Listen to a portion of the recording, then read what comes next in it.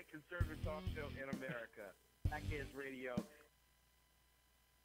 in the air to give you the best in conservative talk. The Saclk Sean and Saclk Clan.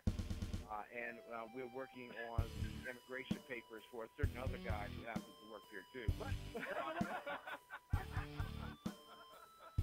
For those who are tuning in around the world to the best late night conservative talk, Saclk Radio. Saclk News. Saclk News. Radio. Saclk News. Saclk News. Radio.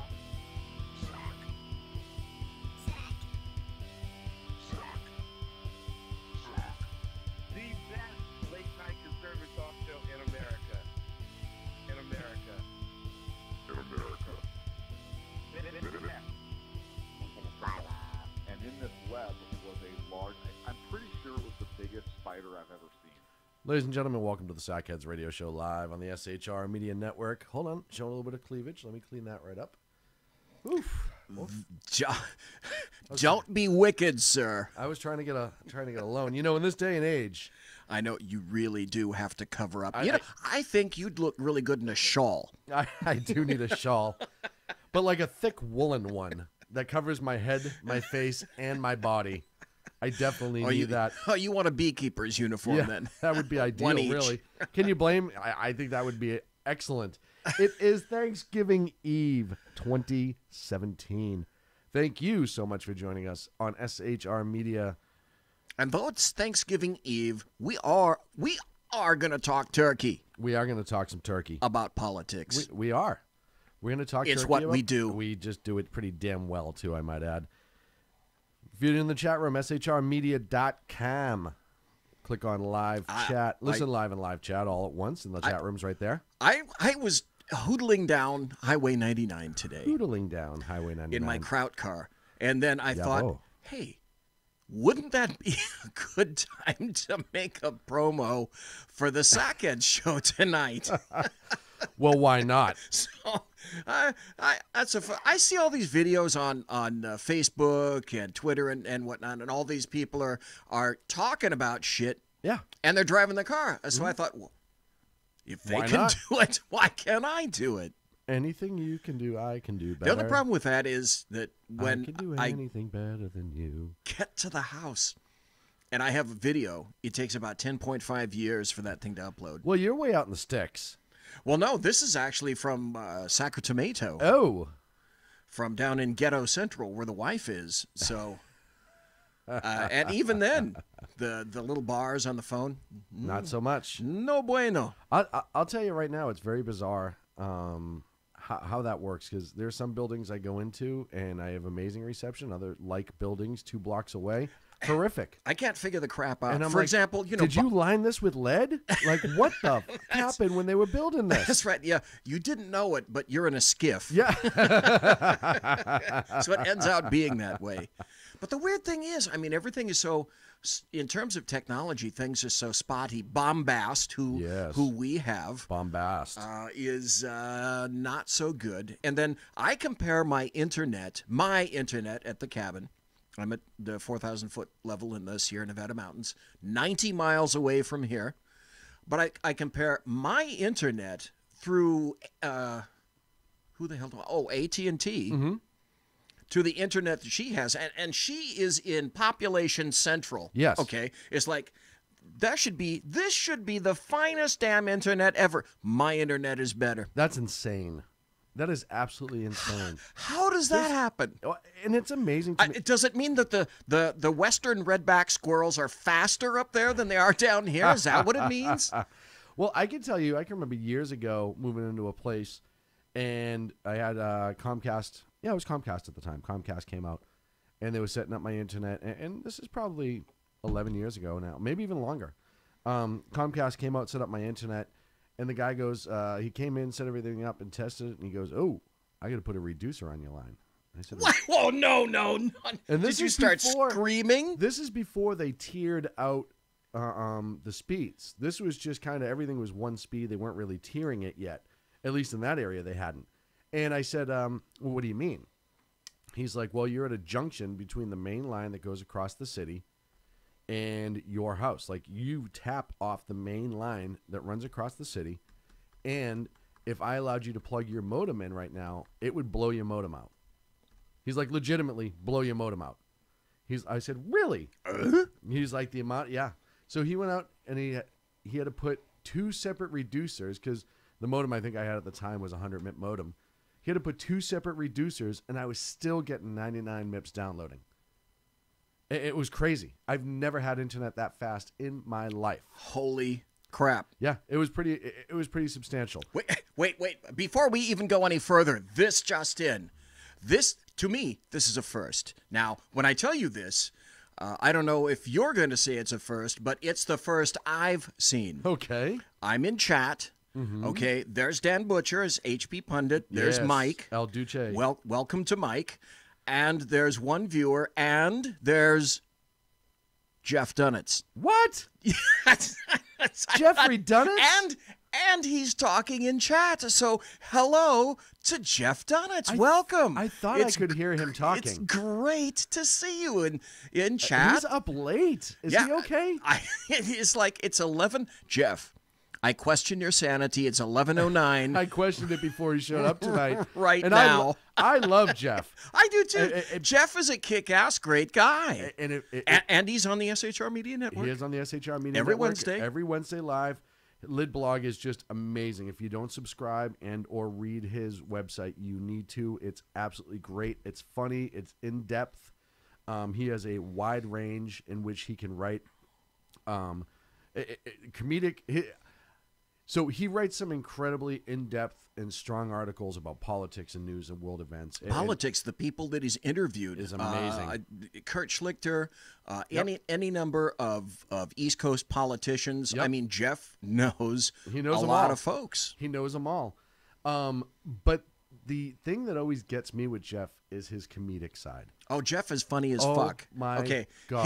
here's look at this. This is a visual. Yeah. Oh, by the way, if you want the visual, folks, you can go to the SHR Media page or channel, I should say, on YouTube and watch us live right now. Or you can go to the SHR Media Facebook page. Yep, and we're live. And we're live right now. Yes, So yes, my we are. comparison is, because it's a visual, is this is fuck and this is Jeff, and Jeff is funnier.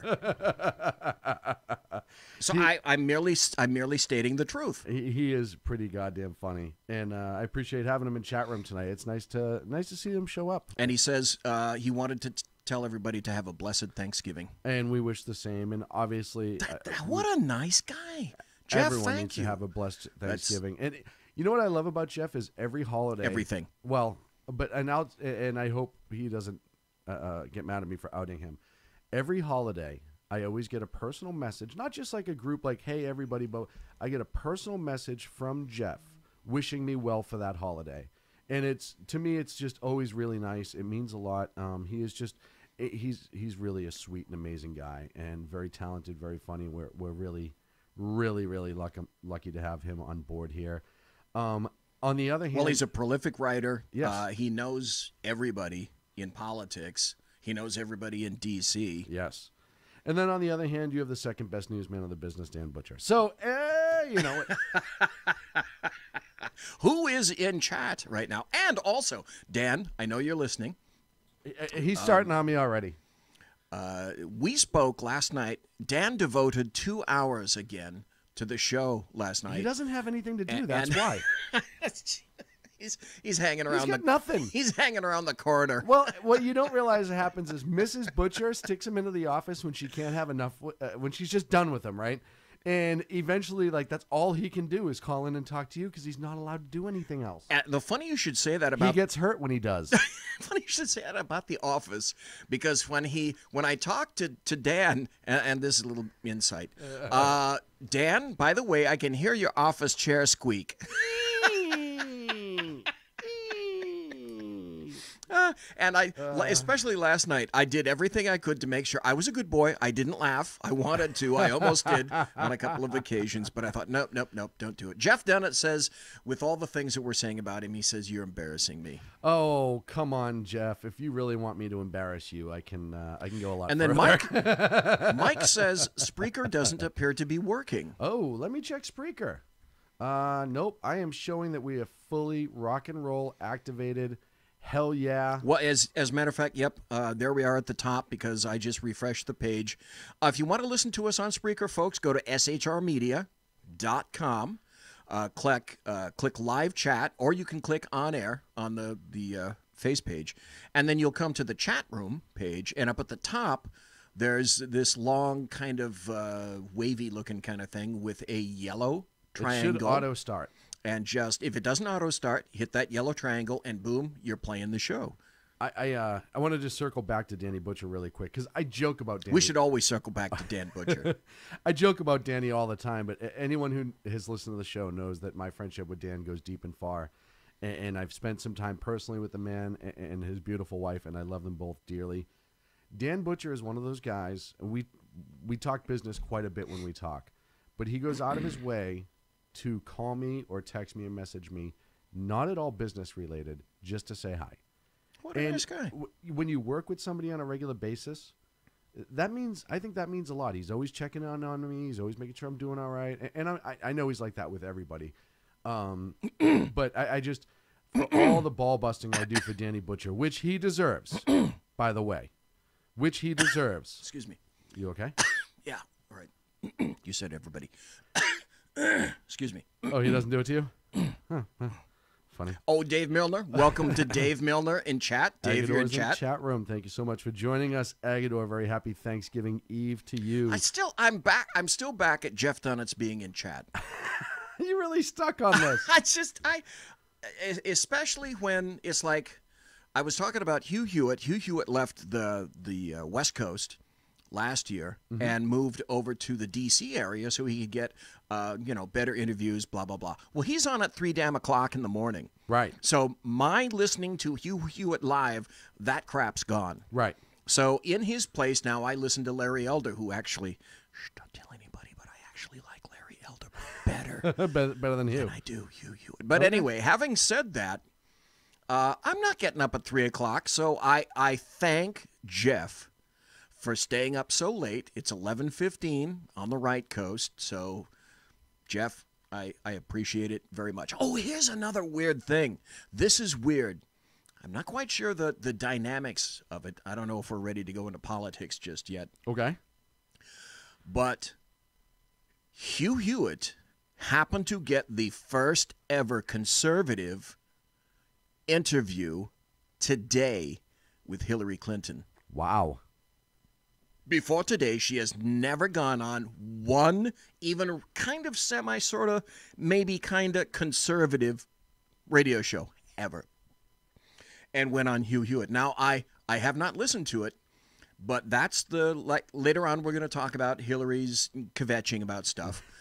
But she revealed to Hugh today something which was kind of interesting that we'll talk about later. But when I heard that, I thought, has my world stopped turning on its axis when Hillary Clinton gives an interview to Hugh Hewitt, a conservative kind of guy? White Mamba just stepped into chat. Mamba, good to see you.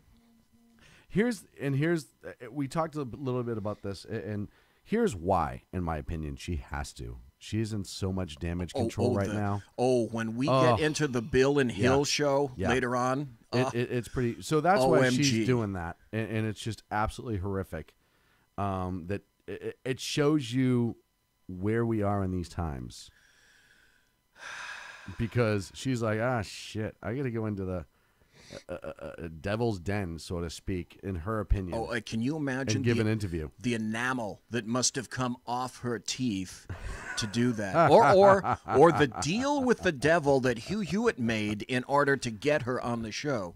Because even now, though, he's going to get a bump from putting her on the show, and already Fox is talking about it, and that's the deal. If you're in radio, to get people talking about it, it's a major deal, man. It is such a major deal because she does nothing when it comes to conservatism because she's petrified of it.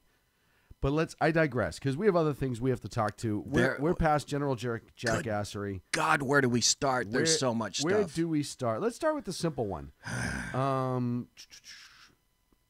Trump came out 2 days ago now and put a order essentially cutting funds to sanctuary cities. We all saw it coming. We're glad it came because it needed to come. And then along comes this judge, a Judge Orrick, who was appointed in 2013 by Doesn't he make vacuum cleaners? He makes shitty ones too, apparently. Yeah. Which is weird because he sucks so bad you would think he'd be better at it. Thank you very much. Rimshot. Thank you very much. So anyhow, Judge Orrick out of the San Francisco Ninth Circuit Court, shocking, put a block in place on the order from the president. Orrick was appointed in 2013 by one President Barack Obama after raising over $200,000 in money for one President Barack Obama. But he didn't buy his. No. Listen, we have to understand, why don't the conservatives and libertarians understand that these two items, there's no linkage whatsoever, and they are completely mutually exclusive. Right. That's a theme of leftists, Democrats, and the American media maggots is ne'er the two shall meet, ever. And oh, by the way, Jeff left. Oh, hey, bye. Good night, Jeff. Because he had to go Betty by, of course. Late. And then Dave in chat apologizes because Mary Brockman had to get sleep in preparation for Thanksgiving tomorrow. So totally understand. She's not here tonight. Totally understand. We love Mary. We miss Mary. But totally understand it. So, look, at the end of the day, Obama has appointed this douche judge. He is a typical liberal. He's out of the San Francisco Ninth. He is exactly as you expect him to be. And he blocked an order that I believe was completely legal. So, well, it's not temporary. It's a permanent injunction. Yes. Which basically says, see, this one and the one about this about sanctuary cities and the other issue with regard to Trump's travel stay, these two bad boys are going straight to the Supreme Court. Yes. Guaranteed. There's no ifs, ands, or buts. This stuff is going to the Supreme Court. And we have, by the way, White Mamba in chat. So, White Mamba, the things that I just said, what do you think? Tell us in chat, because we'll keep talking in the meantime. But when Orrick did this, he as much as guaranteed that this crap is going, and right it should go straight up to SCOTUS. Now, I was talking... I want your thoughts on this, your opinion. Very good. I was talking with Dan last night. One of the things we're talking about is I said that without a doubt, installing Neil Gorsuch has kept SCOTUS on at least a level playing field. It's kind of sort of 5-4 Kennedy-ish, depending on. Yes. Absolutely. I firmly believe that Trump is going to get at least one more vacancy. At least one more. And I submit that he may even get two more. Now, the next one, whatever that is, there's going to be like the fight from hell. Mm-hmm. Because the Democrats cannot afford politically to let that happen. Right. But, now, see, again, that depends on if we hold the Senate. So stop just for a second. Does everyone not understand exactly why the Democrats are not insisting that Al Franken go any damn where? Some other people are calling, Al Franken needs to... Al Franken isn't going nowhere, no matter who calls for what. Because you have to think long term, something the GOP doesn't have the ability to do. No, they really suck at that lately. So if we fight for this, if we fight for the second one and we win, in my opinion, that kind of guarantees SCOTUS for the next 15 years, 20 years. Mm-hmm. If before 2020 there happens to be a third, you can count the court being turned for 2 generations. Yeah. Yeah. Damn near. Yeah. And honestly, I hate to say it, but I mean, I don't hate to say it. I'm glad that that would be the case, and that could very well have saved the fabric of this nation. Especially if, depending on who you get, because I don't know the short list, if you get, like Neil Gorsuch is a relatively young man in his 50s. Yeah, as far as SCOTUS's go. Yeah, and if you get somebody or a couple of somebodies, A couple of someones. in their 40s, Oh, yeah, you could own it for a long time. it's just, it all depends. And look, Because eventually, like I said yesterday, you own education and SCOTUS, you own this country. Leftists have education. We got to try to get that back. We're failing. right, And then we've got to keep SCOTUS. I agree. There has to be some kind of equilibrium here. But it offsets having SCOTUS, and if you can get education, offsets the ridiculous power plays that they've made in the past, the going nuclear. It really helps protect. I mean, they can still pull all that shit, but it will help protect it long term. Look, the education, if you get education proper in this country, then the kids now, these millennials, these easily led automatons that the Democrats own, and even after it was proven that Bernie got screwed, all of his supporters still voted Democrat for the most part. A good amount of them did. You get that out of the way because now you're going to start teaching people to think on their own and be educated, be seriously educated. And I think that's something that'll make a difference. And obviously, having SCOTUS being on the side of the Constitution is enormous. The good and the bad part of it is, I think if there's one thing that you and I will agree on, and perhaps everybody in chat and folks listening live, I think we agree on more than one thing in the podcast, but I think that you and I can both agree is that the Democrats are not in the slightest going to go for any form of bipartisanship or compromise. No. They're on a left course, hard to port, Oh, and yeah. if anything, all they're going to do is steer the ship further left. Yes. They're going to go so left, they may actually come right again at some point. The earth is round. Yeah, or they're just come around to the point amidships. But they have not yet understood the point I made last night with regard to when I was talking to Dan. I said, if you're a Democrat, the state of the GOP is a perfect condition for you to step in and Yes. slay them. Absolutely, the GOP cannot coalesce. The GOP's a mess right now. It's a dumpster fire. And here's the best part. I think a vast majority of the GOP's problems come from them trying to feed into the Democrats.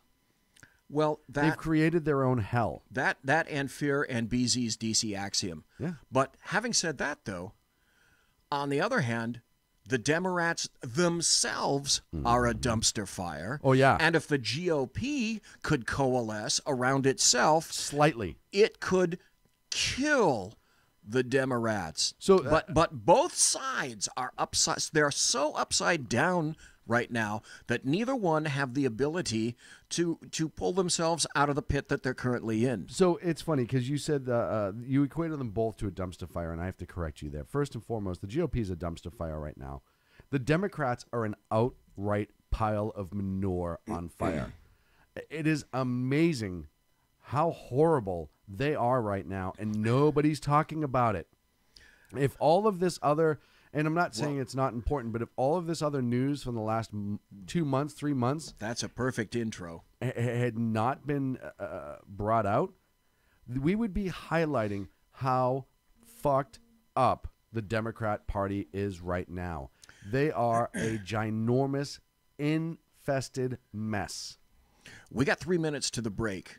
I know we're going to get to the Clintons, and where you're leading is towards the state of the art, the current state of affairs with the Democrats, which inextricably is linked to the Clintons. And so much stuff now has come out with regard to Bill and Hill and where they're going and the future of the Democrat Party. And it's like, bus meet Clintons. Oh, yeah.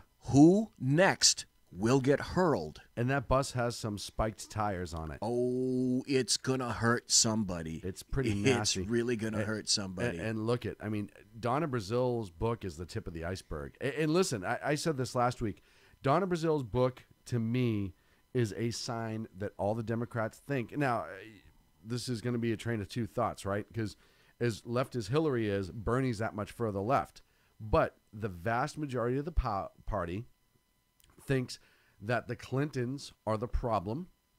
They want them gone because they aren't left enough, in their opinion. And they're total power and control freaks. And they're deviants, they're criminals, they're nasty, they're dirty. And these are the insiders, the people that have worked with them for years saying, hey, they got to go. They're destroying what we want. That alone, that is a separate issue from what the Democrats actually want, which, in my humble opinion, is to go further left. I see no argument against that now or in the future. Yeah.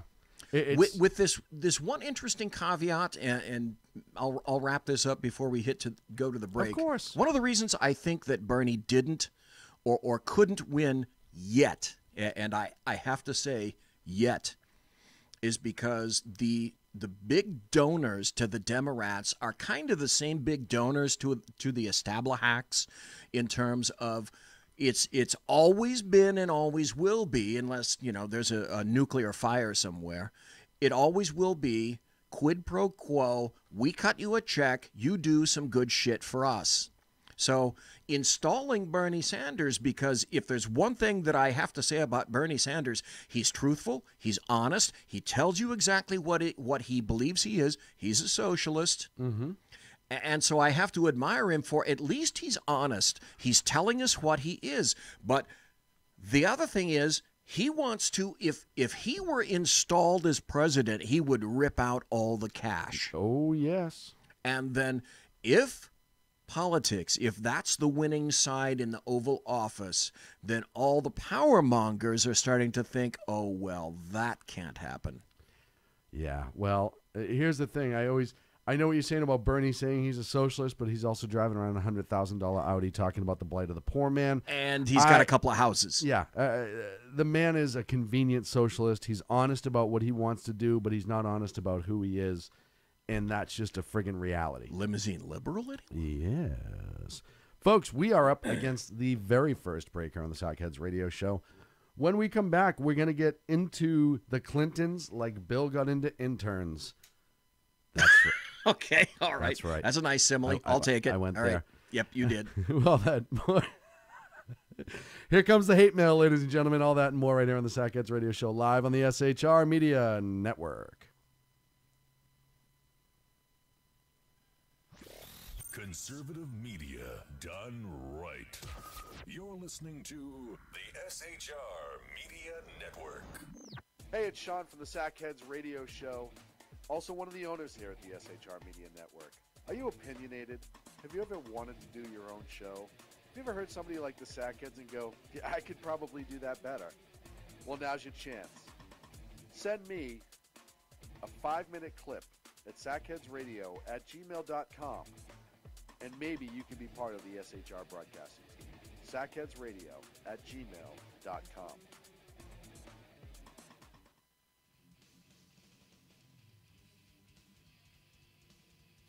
Beware, the Jersey Takeover is here. Every Monday through Friday, 9 p.m. to 11 p.m. Eastern Standard Time, you can catch Reaver Common Sense Show hosted by Jersey Joe, right here on shrmedia.com.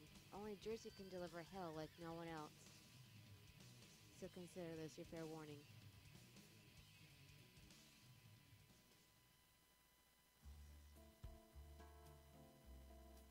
Human by race, Christian by faith, American by nationality, and conservative by choice. Reverend Ralph J. Chittum Sr. is the right guy on SHR Media from 8:05 to 9 p.m. Monday through Friday. And if on the rare occasion I am ever wrong, I will still always be right. The right guy on SHR Media. Power brokers use corrupt politicians, deceptive Islam, and lies from establishment media to turn the once shining city on a hill into the city of the blind. What do the elites fear? One man with a cane. I'm Dave Milner. Join me at SHR Media, High Plains Talk Radio, Spreaker, iTunes, and YouTube for a different kind of commentary on the unpleasant blind guy. Because truth is not always pleasant. Hello, I'm Tim Hart. I'm the guy BZ hires due to his shameless contract with the SHR Media Network to voice his promos. He'd like me to tell you that the Bloviating Zeppelin's Berserk Bobcat Saloon radio show can be found on SHR Media Network, Spreaker, and YouTube every Tuesday and Thursday night at 11 p.m. Eastern and 8 p.m. Pacific, featuring right thinking from a left brain and doing the job the American media maggots won't. You'll find that the speech is free, but the drinks are not. There, in the saloon, just when safety pin manufacturers are running out of metal for the diapers of the leftists, BZ is sending his personal drones of freedom into the wheelhouses and ossicles of lovers of sovereignty and liberty nationally and globally. Broadcasting behind enemy lines in occupied California, BZ swears that no rights were harmed in the making of this promo. This is Jersey Joe, host of the Reverb Common Sense, and you're listening to SHRmedia.com. Yeah!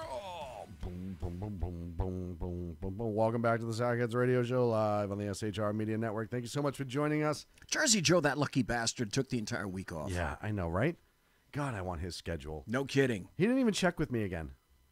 What, no memo? No memo. Not even a hello. He didn't put in a time off request, and I certainly didn't approve it. I was going to say, I don't remember seeing your signature on the bottom of that, because in this company, we share all that stuff on the shared drive. Yes. We go to the inbox in the mail, and everybody can look at everybody else's inbox and their schedule. And you're right. I think he's bordering on insubordinate. Oh, it's beyond insubordination.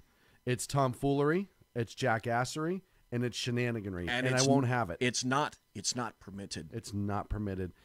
And he's going to get a demerit. You know, when it's time for a raise, he's going to look awfully foolish. I'm just saying. Well, here's, you make an excellent point, and that's this. What time is it? What time of year is it? It is Thanksgiving, my friend. Yeah, it is and the then holiday what's season. next month? The next month is Christmas. And what happens next month? That's when you send out the holiday bonus checks. That's what I do. Don't you? And he didn't get one last year because he didn't qualify. So I'm thinking and I know he's not listening, which is why we can talk behind his back. As much as we can. Thank you for mine last year. Yes. But Jersey Joe... I couldn't believe how quick you cashed it. Well... You actually made me go with you to the bank to make sure it cleared. I was impressed. That's my shameless contract. In any event, Jersey Joe, you may rue the day that you decided that you're not going to keep up with necessary practices and standards and the paperwork here at the SHR Media. Joe, you may have stepped in some serious poo, sir. Yeah. Yeah, I think he might be ankle deep and not even knowing it. Exactly. Speaking of ankle deep and not even knowing it. And not even wearing Korean sewer boots. I do want to talk about the Korean defection at some point tonight. I think that's something that should make the list as well. Defection? Yes. The little guy that skittered across the DMV? Yes. And then they found that he had about 30 pounds of parasites inside? Yes. Boy, if that's not indicative of living conditions in North Korea, I don't know what is. Holy cow. That's pretty damn startling. Pulling. How'd you like to be that dude? I don't even know if he's awake. How'd you like to be that dude and have a doctor go, and by the way, we found something in your guts this long. You remember how well fed you thought you were compared to some of your countrymen? Yeah, your tapeworm was well fed. You weren't, but your tapeworm was. Most of that was tapeworm. Instead of 105 pounds, you're actually 75. That's right. It was 38 pounds of tapeworm. Holy cow. Good Lord. That video was incredible, though. I saw the video the UN released of the defection of him running the gate, running all the way down. You could see the North Korean soldiers shooting at him. You could see him running for freedom. And didn't he get hit like 5 times? Yeah, something like that. That's when you have a 30-pound tapeworm and you're malnourished and you get shot 5 times and you still keep going. That Well, tells you how bad it is. That's a couple of things. Now, what does that also say about the guys in North Korea that are shooting south at this guy? Maybe you need something more than iron sights. Yeah. Maybe you actually need a scope on that bad boy. Well, and a lot of those rounds did cross into South Korea, obviously. That was not good. Surprisingly and luckily, there were no ROK Marines or U.S. soldiers that were hit because that could have gone south quickly. Holy crap, can you imagine? No, I cannot. My hats are off, though, to the ROK Marines who crawled amidst the gunfire and all the activity and saved this guy. And if you talk to some Korean folks, and I have, they understand that even though the North Koreans may not be aware of the situation because they're intentionally kept in the dark, even the military to a certain extent, they're aware that there is their brethren on some level. And they, the few I've talked to, they don't want them to live like that. You know what I mean? So the fact that these ROK Marines didn't just leave him there to bleed out, and not only did they rescue him, and they got him to a hospital, and of course they treat him, because South Korea is a very advanced You already know that this bastard is motivated to become a South Korean. Oh, yeah. Holy crap, is this guy motivated. That is some serious motivation. Dave Milner, I started laughing because Dave Milner in chat said, hey. The bionic Korean. Jenny Hulaver sent me a message calling him the bionic North Korean. He said, BZ, did the tapeworm ask for asylum? Yeah.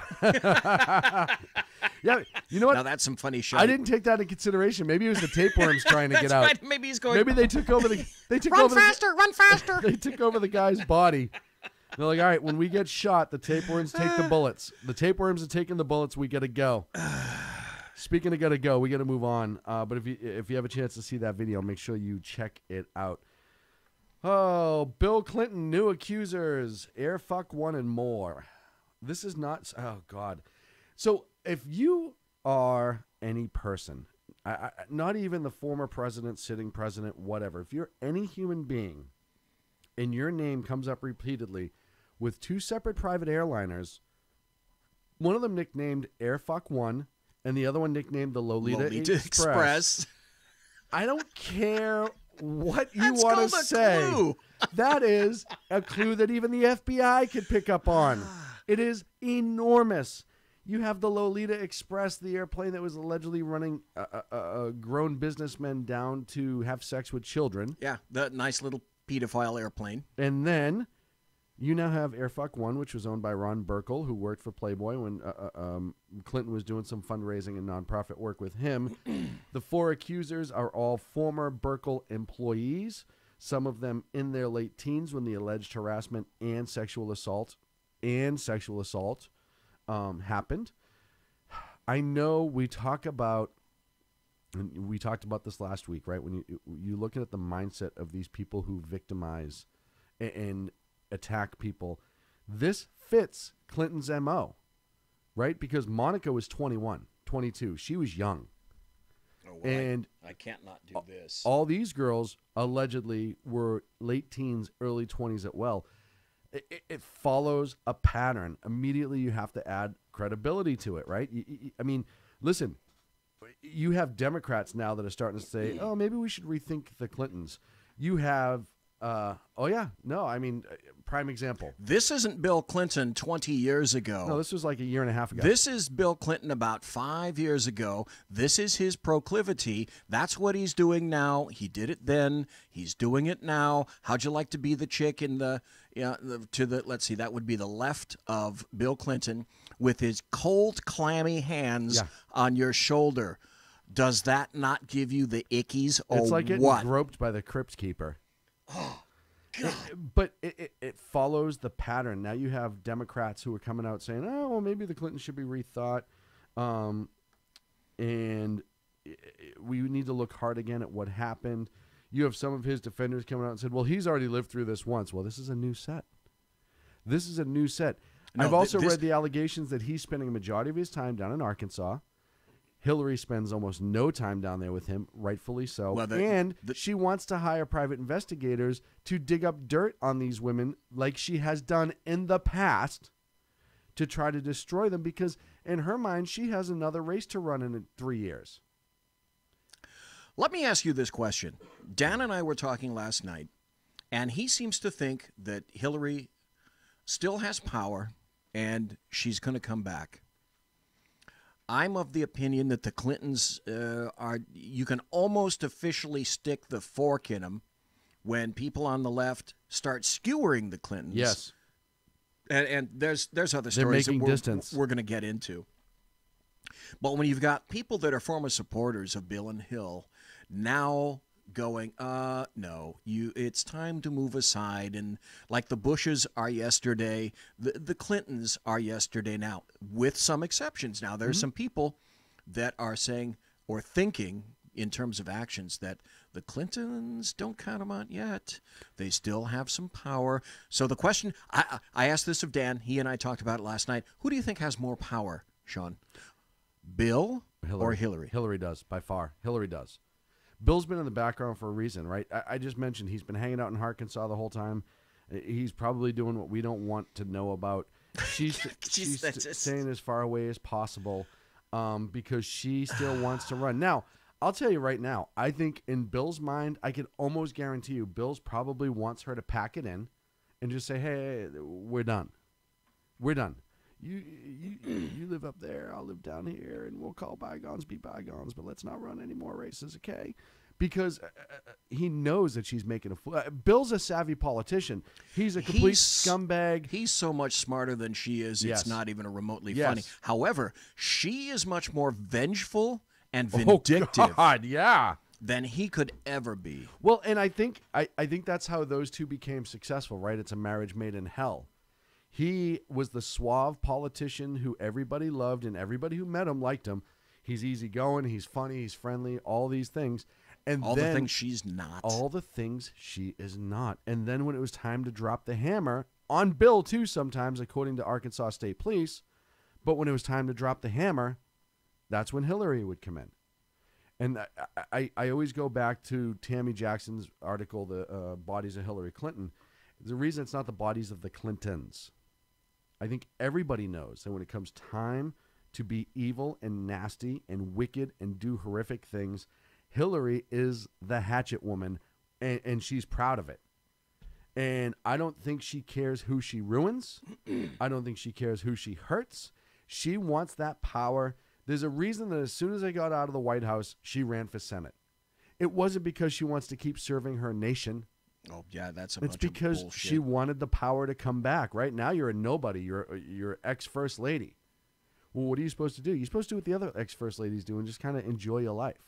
Not Hillary. See, getting right back into politics. If you're Hillary, that's why last November was so delicious. Yes. It was so wonderful because she took all the steps. She did all the things necessary to it was her turn. She took so much crap that she figured it's her turn. I've done so much garbage for you, Bill. I've held the water for the Democrats, and now it's time. I've made the steps. I've gone through the Senate. I've become Secretary of State. I've thrown my hat in the ring for president. I should have damn well been president. Oh, yeah. And then can you imagine? That's why she completely fell apart. Remember that night. Who came out in lieu of her? Because she could Podesta. not. Yes, Podesta. Podesta. She could not and would not face the piper and the music to be played that night. That was so beneath her to have been handed her arse like that in such a public fashion. And she's going to get revenge on the people of the United States in any way possible, fashion. Well, and from what I heard too, she was too busy destroying everybody backstage and ripping everybody apart. Yelling, screaming, tossing down the drinks. Yep. She was an absolute mess. So, but now we come back to Bill Clinton. Now you have the woman who, I forget her name, it starts with an S, but she's the senator after Hillary left, who ran on Hillary's coattails, loved the Clintons. The Clintons gave him money, blah, blah, blah, blah, blah. She came out and spoke against Bill Clinton. All these people are coming out and speaking against Bill Clinton now. They are using all of things that they should be using in a way, if you're trying to get rid of the Clintons, they're using the ammo wisely. And you have major political pundits coming out and saying, oh, well, maybe we do have to go back and judge Bill differently now. Here's an article from CNN, and you and I talked about this before the show. And this is beginning to be typical of what's occurring these days. Yes. Even CNN is writing stuff like this. The headline, Sebelius, the Clinton White House doubled down on abusive behavior, and I never thought that I would hear or read this, and it's fair to criticize Hillary Clinton. Now, this is from CNN. Yeah, this is Catherine Sebelius, who was that health and housing something or other, Health and Human Services, and she was also a Kansas governor. Yeah. As she says, and so it doubled down on not only bad behavior, but abusive behavior. And then people attacked the victims. And I bet that Sebelius and the people that are pointing their fingers now at Clinton are thinking that this is some incredible virtue signaling, and how wonderful and virtuous I am for standing up in the face of this crap. Where were you when the Clintons actually had power? Now, this is a signal, not of virtue, but it's a signal of the loss of power that the Clintons are experiencing now. Tremendous loss of power. And I hope, above hope, that it keeps losing. Of course, we want to welcome Saclk Clint, who finally was able to make it. Well, now hang on a second. Let's be real. And I know we weren't going to spring this on the people until we knew it was absolutely ready. Mm-hmm. But here at the Sackheads, we've been working on something very exciting, and we weren't going to tell you until after the first of the year, and we had some bugs worked out. But I think after tonight's test, I think we can go ahead and unveil it to you guys tonight. And what the Sackheads have been working on here is a cloak of invisibility. Now, it worked so well. Where did we get it? The Klingons. No, wait, no. We got it from the Romulans. I'm sorry, my mistake. We got the Romulans. Now you're being silly. We got it from the Russians. And I got the R right. Okay, I got the R right. And it worked so well that if you saw me on camera, it appeared as though I was not here. Right. Now, one of the side effects from the cloak of invisibility is we just found out, because I finally had to take it off. It also smells weird. Like, it smells like a whole bunch of bullshit. It does, right? Yeah, it smells and it just a little bit fills weird. the room with bullshit. It smells weird. But what was weird is when every time I tried to talk, like you guys couldn't hear me, and so that's one of the kinks that we have to work out. It affects the vocal cords somehow. Yeah. Well, and it's really when it gets turned off and you're visible again, does it smell like a whole bunch of bullshit? Yeah, that's really weird. Which is really weird, right? Which is really weird. So we'll be working on that. Just so you know, that may be a bunch of bullshit. We don't know, but could be. What? So, anyways, look, I ran that errand. Right. And our worst fears have in fact been confirmed. Okay. Uh-oh. California is not going conservative anytime soon. Oh, so, well. Yeah, I was hoping. It was a special assignment, and I Yep. appreciate all the legwork you went into that, and the hours and hours and hours. It is, but here's what I did find out is that the city of Los Angeles, right, the great beacon on the hill, yes, or in the valley, is experiencing a major hepatitis A epidemic. Oh, and San Diego too. It is literally, but it's all coming into Los Angeles. Like, Los Angeles is it's a bigger problem than it is in San Diego. Hep A Central. Yes, and here's the thing: it's they can't figure out why. Well, I got an idea. Clean up all the fucking hobos on your street that are pissing and shitting all over the place. Right. And maybe you won't have this problem. Oh, but that's wrong to say. That's wrong to point the finger at those poor people. No, No, look it's at not. Fuck them. All the Look all the dookie on the street. Yes. Is the problem. Yes. And who and who puts it there? The people living there. And here's what's screwed up. So you look at the upcoming gubernatorial cycle, right? Yes. And who is a major player in that? You have Gavin Newsom, right, out of one shithole city, San Francisco, right? That smells like pee. Which smells like and Dookie, And as you so Dookie. eloquently No. put it. But the water in San Francisco, the sewage and water system is so bad they've been pouring gallons upon hundreds of gallons of bleach into it daily in order to limit the smell from emanating throughout the city. Yeah, look, it's San Francisco is a dirty, nasty, disgusting cesspool of a city. And that's just the But- politics. And It's that's also just the dirty. politics. It's also like literally dirty too. But at least it's cooler. And the other major candidate is from Los Angeles, where now it's so freaking disgustingly dirty and nasty also that they're having a major hepatitis A breakout.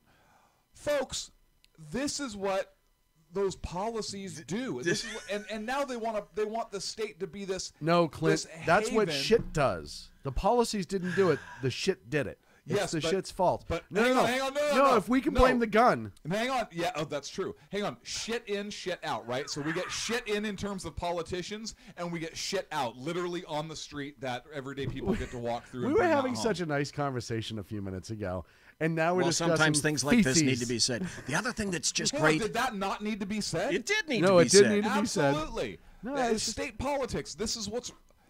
Hey, listen. The other thing that's Listen, I have a lot of pent up anger. in case California you guys state can't politics right now is not pretty, because the reports that are coming out now from what's going on in the Senate with along the abuse lines has been all over local newspapers around here as well. So that just shows you what happens when Democrats are in charge. Tell. I don't know what you're talking about. The good thing in L.A. the past 2 days, today and yesterday, is it's been 90 degrees. So The Dookie smells better. Mix Yeah. 90-degree heat with tons of Dookie plus Hep A equals there's your living conditions in L.A. Yes. How great is that? Good morning, L.A. It's 90 here's- degrees today in the valley. You can smell the hepatitis A in the air. and This here's is your your- live chopper report. Here's your Dookie report. Going down the homeless road. Did you see? And I think it was in L.A. It could have been in San Diego. They went into a homeless camp that had an underground cavern that was dug out, and they were living down there. 1,200 stolen bikes. So we can talk about the crime associated with homelessness. Yeah, No. but That can't be. This Do you believe it? No, I don't. absolutely I don't not. believe it. No. Now- they just need help. When, Yeah, exactly. When Thank you. When you want to Thank save you. lives, hold on. When you want to save lives, and you're the Democrats, they were living in an unlicensed, unappropriated structure that it was unsafe for everybody who went in And they there. haven't been paying their taxes on it. And he said, no taxes, but Democrats don't care about that. Oh, yes, they do. They give a shit about no, those property because they're taxes. rich. No, they're not rich. If they were rich, that would be an issue. That doesn't matter. That's still property they're occupying. They need to be taxed on that. Never mind the fact that the sewage was terrible. There were so many city code violations. And if you want to help them, then you got to do something about the homelessness problem. Well, listen, look, if they wouldn't be in that condition if it weren't for the policies of the Republicans that have been in power for so long in the Los Angeles and San Francisco areas. Speaking of which, Chicago's up over 600 homicides. Speaking of the Republican bastion. Oh yeah, 650 now. Yeah, 650 By the way, did you guys hear that homicides. this report came out recently from Colorado as to the first year of full-time dope for Colorado? Homelessness in Colorado has skyrocketed. No. Accidents, vehicular accidents No. have skyrocketed. Wait, how? I find that so the difficult the to people, believe. the homeless, have been flooding Colorado because they want their free dope, access to dope, people who are going to give them dope, people who are going to prescribe them dope, and then there have been tons of ODs of children Yes. on Yes, dope, THC. and that they're Wait. discovering that the kids in school now are under the influence of THC. I also... And you know, I didn't see this coming. Yeah, Wait. listen. The other Yeah. thing I want to throw onto that, and I'm sorry, Clint, you look at the amount of officer-involved shootings that Colorado as a state has been involved in the last year, and that has gone up through the roof. Well, if you bring up another problem, why do cops have guns? I mean, if cops didn't have guns, then bad guys would not be getting shot. And innocent citizens that the cops routinely beat for no reason whatsoever. And don't forget shakedown and plant dope. Would be say, and yeah, that's the other thing. So if in Colorado is the marijuana crime down? Are the arrests for marijuana possession and sales down? I'll tell you what, Through the floor. Through the floor. Are they down? Exactly. So you see what smart legislation does. Smart legislation on this front has absolutely killed the marijuana problem because there have been no arrests for it. With this caveat, the thefts of Cheetos and Lay's potato chips are skyrocketing. And Twinkies. Oh, and Twinkies. Shoplifting. Thank you. Shoplifting under $5.99 is through the roof. Here's why this is important, and I do have to say this because we are being listened to by a 13-year-old and a 23-year-old. Okay. Box Wine. Yes. And KB. Okay. Are listening. Well, hello. And this is why it is so important to get a good education about what's going on in our screwed up state right now. So these are important issues we're talking about, and they span generations, or a generation and a half, really. Yeah, well, and it's going to keep going. It's going to keep going because we're in the People's Republic. Deep Dookie. I think it's funny they call this state the People's Republic of California as a nickname, and the California Republic is. It's what we were. Right. Yeah, we had a president for like 4 days or something like that. But there is nothing like a republic in the state when you look at the government. No part of it whatsoever. It's insane. I was listening to somebody on a radio show today whose name I shall not mention, who was saying that even though conditions in California are plummeting, California will still continue to benefit because people are so disinterested that, well, they're so locked into California, they're not going to move. Want to bet? And to that I say, bullshit. Yes. They're doing it now. And so are your businesses. Yep. It's sad. It's really, look, at California is as you think it is. And I wish we were exaggerating half the time, but Katie Grimes over Flash Report, and if you follow her at all on social media, especially Facebook, she's a local reporter.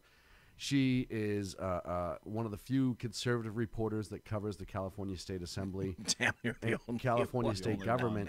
And if you want to know what is going on, read her article. She just did a huge expose on a whole bunch of things that are wrong in the California Senate. What's her website?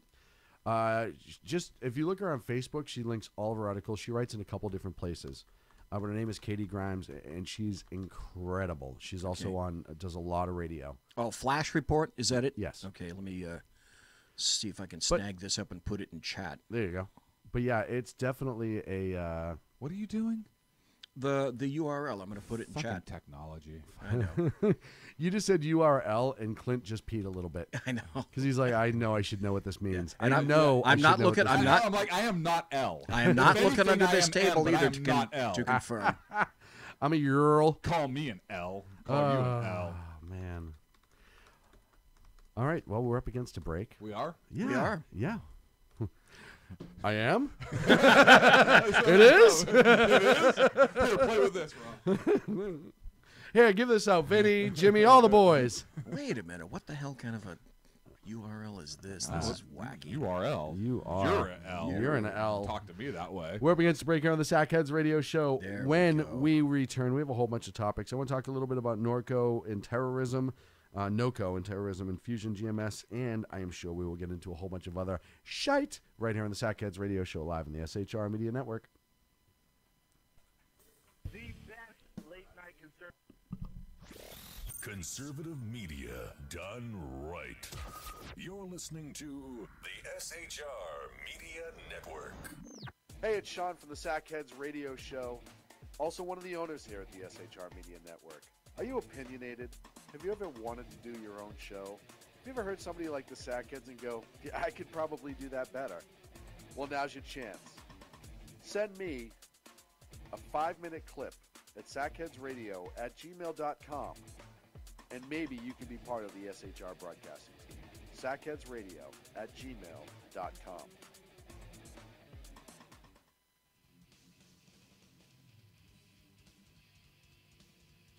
Beware, the Jersey Takeover is here. Every Monday through Friday, 9 p.m. to 11 p.m. Eastern Standard Time, you can catch Reaver Common Sense Show hosted by Jersey Joe, right here on shrmedia.com. Only Jersey can deliver hell like no one else. So consider this your fair warning.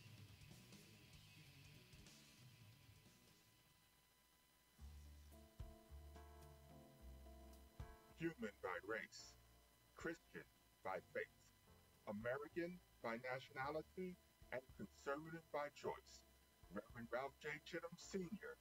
is the right guy on SHR Media from 8:05 to 9 p.m., Monday through Friday. And if on the rare occasion I am ever wrong, I will still always be right. The right guy on SHR Media. Power brokers use corrupt politicians, deceptive Islam, and lies from establishment media to turn the once shining city on a hill into the city of the blind. What do the elites fear? One man with a cane. I'm Dave Milner.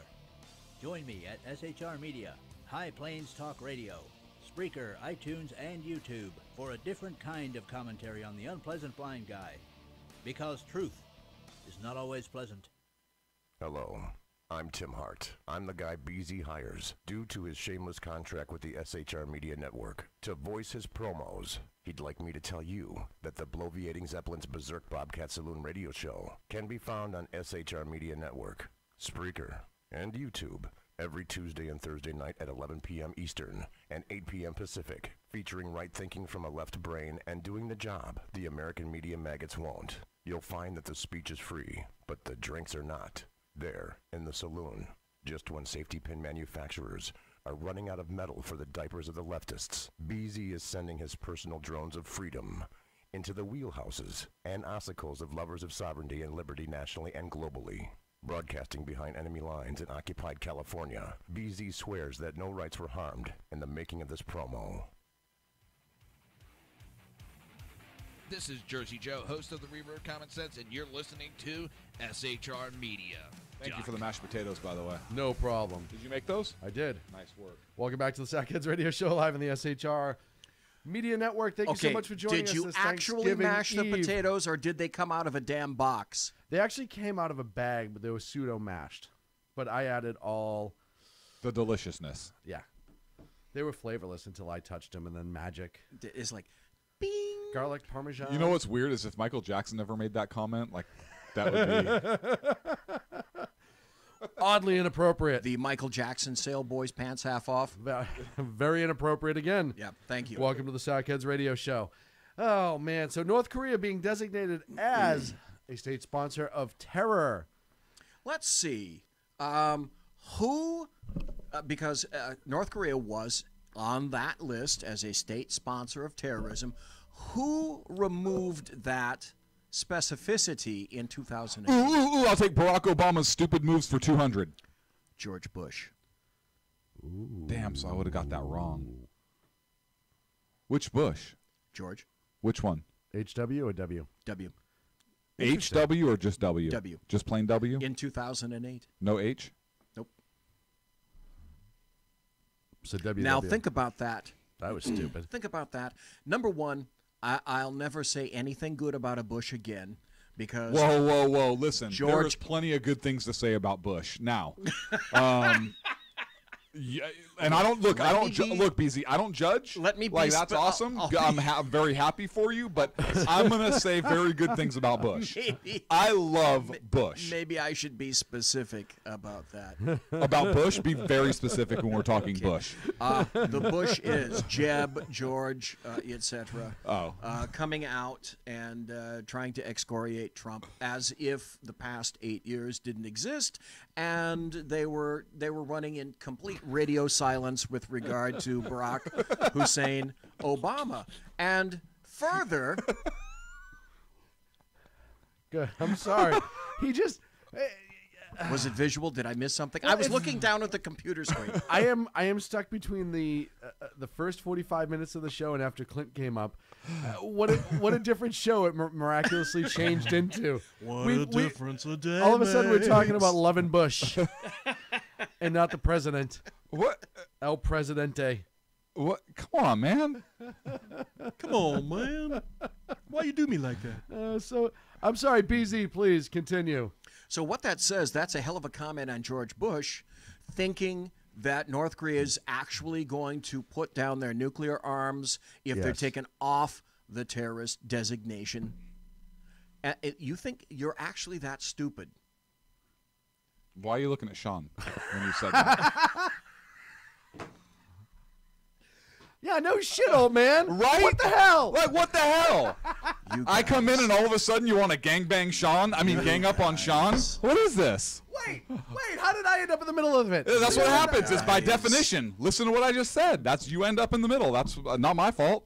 Just how it goes. So, BZ, I have to agree with you. It was stupid. How naive are Yes. you As a to think president. that North Korea, or for that fucking matter, Iran, are going to keep any of the agreements that they sign no matter what? Now, so do you not take Hang on. history into consideration? I'm taking umbrage with the fact that you're blaming George W. Bush on this, and he screwed up. I'm not taking that away. I agree he screwed up, but in order to really look at how North Korea got where they are today, you have to take it back to Bill Clinton. Yes. And so I'm not ready to hang this. I'm not ready to hang this all around George W. I'm not hanging the whole North Korea situation. I'm not hanging the whole meat curtain on Bush. I mean, this. No! What? I'm shutting your microphone off. That was like your fifth one for the hour. Fifth what? I'm confused. I don't even know what you're talking about right now. What happened? What happened is when Clinton signed the bill for the heat-seeking moisture missile complex. Heat-seeking moisture missile and Bill Clinton. Everything changed. Absolutely everything changed. He was always into the heat-seeking moisture missile. What happened? Complex. We already covered Clinton. We did, but I mean, in that regard. He's but you're right. responsible for that starting the North Korean Yes, he is. Absolutely, 100%. Yes, he is. And China. So that being said, I don't know. And look, I'm not a huge fan of W. Right? There's some things that he did that I obviously disagree with. Obviously. But what information did he have that made him take that designation away? Was North Korea not financing terror operations at the time? I don't know. But I'm certainly, and I'm not saying he did it right. I mean, hindsight's 20/20, right? I mean, hindsight, like 200 something odd years now, we can say, yeah, slavery probably wasn't the best idea. But back then, that was kind of the way of the world. Thank you, British, for bringing that here. So I don't know what information George W. had, but Bill Clinton should have freaking known better with who he was dealing with the Kims. And North Korea. And not the Kardashian. Yeah, not the Kardashian. Though I'm sure Bill wanted to deal with the Kardashian. A lot, and he may have. First black president. And he may have. Yeah. Well, the Kardashian? No, Bill. Oh, wait. I get where you're going. Okay, I'm just saying. Right. You thought that was going to go over my head. No, I got that one. Okay, I actually got that one. You guys. What? Are we up against a break yet? No. Oh my gosh.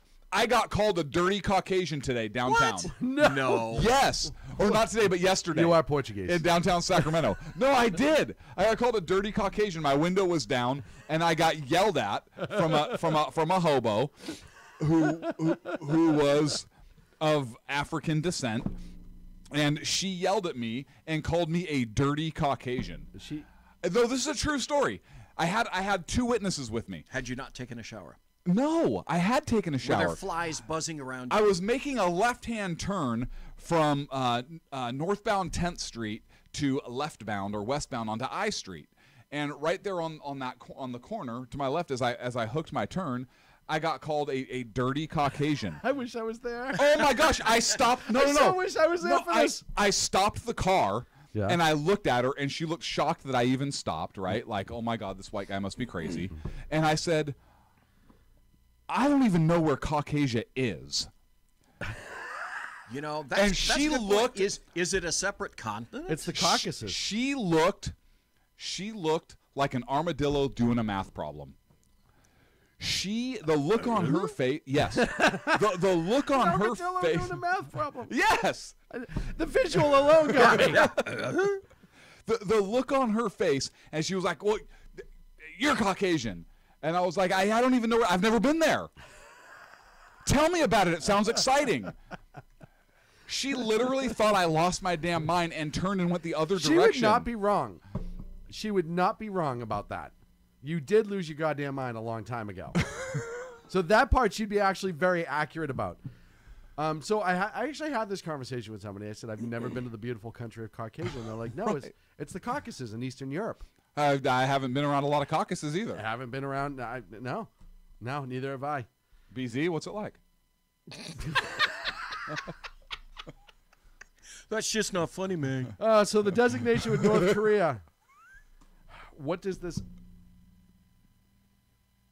open up for the Trump administration? Look, we've talked about a couple things with this, right? First and foremost, there's already the standing war declaration between the South and North. We're aligned with the South. So we do have a standing war declaration with North Korea. We don't. The South does, but as Correct. their ally, we do. Right. In so facto. So, I work for the facto. You work for the bank. Bank works for me. In so facto, you work for me. So he was waiting all week to put that use in ipso there. facto. I know. But the other thing is the dodgeball. Come on, guys. I know you knew. I knew right away. Come on, BZ. So the terror money, though, that's something, and the legislation that goes with the war on terror, it can now be applied to North Korea yet again. Yes. This changes a lot of how we can deal with North Korea as far as intercept, as far as spying. Now we can send in assassination teams. Well, essentially. Decapitation. No, what's he afraid of? Decapitation teams. He is petrified of decapitation teams, which is a branch of special forces. Yes. As a matter of fact, it's its own military branch. Right. We haven't, and most people don't know this, but in the United States we have the Army, the Navy, the Marines, which is a division of the Navy, right? As much as they hate that, we have the Air Force, and we have the decapitation branch and the decapitators. Right. Right. That was a thrash metal band, I think, a couple of years ago. The Decapitators? I knew the drummer. They were awesome. Yeah. Yeah, his name was Skills. Yeah. I remember him, yeah. Yep. He had great. So this skills. This can very I see what you did there. This could very Thank much you. apply a totally different set of rules to how we deal with North Korea under this nuclear threat. This could apply, like you said, the decapitation teams, all joking aside, though. The type of force, if any, that we're using, the fact that we don't need a separate declaration. We still have 3 carriers. Yes, we do. Over there, 3 carrier groups over there. Yeah. Let's see. Reagan, Nimitz. Ford? No, Ford's not out yet. No. And I can't think of We don't want the Ford over there. Reagan over there is great. Like, we'll take Reagan. Ford. Right. It'll trip over a wave. Yeah, if I was president of the United States, I'd be like, yeah, so what carriers do we have there? We have the Reagan. Okay, good. The Vincent. Okay, awesome. And the Ford. Fuck no, get that out of there. If decommission it. If Send the Constitution. Sir, it's brand new. Decommission it. Decommission it now. Decommission it. If Chevy Chase does not put on an aircraft carrier outfit and do some falling down, he's missing a humongous opportunity. A huge opportunity. I'm just saying, bringing it back a Yes. little bit. So, BZ, I'm going to go around the room because I do want your insight on this. As far as there isn't really much more that you can do in terms of sanctions for North Korea. I think we've pretty much reached the sanction limit. Where I think this may be effective is in terms of other nations. They, I suspect, will be more reticent to deal with North Korea because they don't want to get the fallout that some other nations will say, but look, nuclear or otherwise, you shouldn't be dealing with North Korea. You are now dealing with a designated terrorist state. Well, and a lot of other nations are not going to want to go there now, whereas before perhaps they did. I have a different take. Okay. I think that Trump was very strategic. I think he used a lot of strategery in classifying this. And here's why I say that. Trump has a working relationship in certain areas with Vladimir Putin. Vladimir Putin, say what you like about the man. He's not a good guy. I am not saying he's a good guy at all. But yes, go ahead. Sorry, I had to remove that from the desk. Excuse me while I whip this out. Pardon me while I whip this out. Vladimir Putin is no friend of terrorists, and he is kind of really taking charge and leading the way in a lot of respects in the war on terror. Look at Syria, for example, and yes, he's allied with Bashar Assad, who's an asshole. I'll give you that, but who's the greater threat? That fucking jackass who we can deal with later, or ISIS. And I would tend to believe that terrorism, the ISIS, is the greater threat there. So Trump's really working that angle and building that relationship with Russia in terms of fighting terror. Mm-hmm. China is on North Korea's side. Yes. We've already talked about on this show how Russia, we think, is kind of sitting back. They're no fan of North Korea, but they're really not involved. By designating North Korea a state sponsor of terror, I think it gives the Trump administration a little bit more play in terms of enlisting Russia to our side in this endeavor to deal with and rein in North Korea and keep China on board with keeping North Korea reined in. So I think that he did it. Look, Trump is not a stupid man. As much as people hate him and want to think he's a knucklehead, Trump is a brilliant man, and I believe that the relationship with Russia and potentially partnering them, particularly we know he's looking to partner with Russia and work with them on the war on terror. Designating North Korea a state sponsor of terror brings Russia into the fold on that front now, on our side. Well, I also first of all, tell me how fucking brilliant that was. I don't think it was that fucking brilliant. No, I don't. Seriously, that's ridiculous. That was absolutely brilliant. That's kind of really, where else have you read that? Because I haven't read it anywhere, which means right it's pretty fucking brilliant. I'm looking at it right I'm here. just saying, That's not true. brilliant. What website is right that? here. That's all around the Barnyard, BZ. It's not on that on that website. .org. Looked at It's that. a .org. That is a Yeah, .org. it's totally different. I'm looking at That's NPR. It's NPR. .edu. Oh, NPR. NPR. It's on NPR. Hey, the head of NPR got kicked out too. Yeah, we'll get around to that. I want to finish up on my NOCO. Hold on. So here's the few states who... It was brilliant. It was. Thank you very much. Okay. Have you read that anywhere else? Yeah. No. I haven't read that analysis anywhere else either. No. You heard it here first. Is it there? Yeah, it's here. What does it say? It says, "Listen to what Clint has to say." Oh, yeah, it does. Exactly. I'm writing for NPR now. I know. Not really. That's right. You're right. Thank you. Sorry, go ahead, Sean. No, go ahead. It was brilliant. Go ahead. It was very good. I think it'll Sean? hurt. I think it'll be bad for North Korea. Go Moving right along. Go, Sean. Yeah. And now we bring it to Sean. Yes, go ahead. Go ahead, Sean. Sean's team. That's right. No, but so long and short too, though, is I think it's the last thing. I think it's the last thing too that you can kind of do to North Korea prior to any sort of military action. Like BZ said, sanctions are gone, right? You can't do any more sanctions.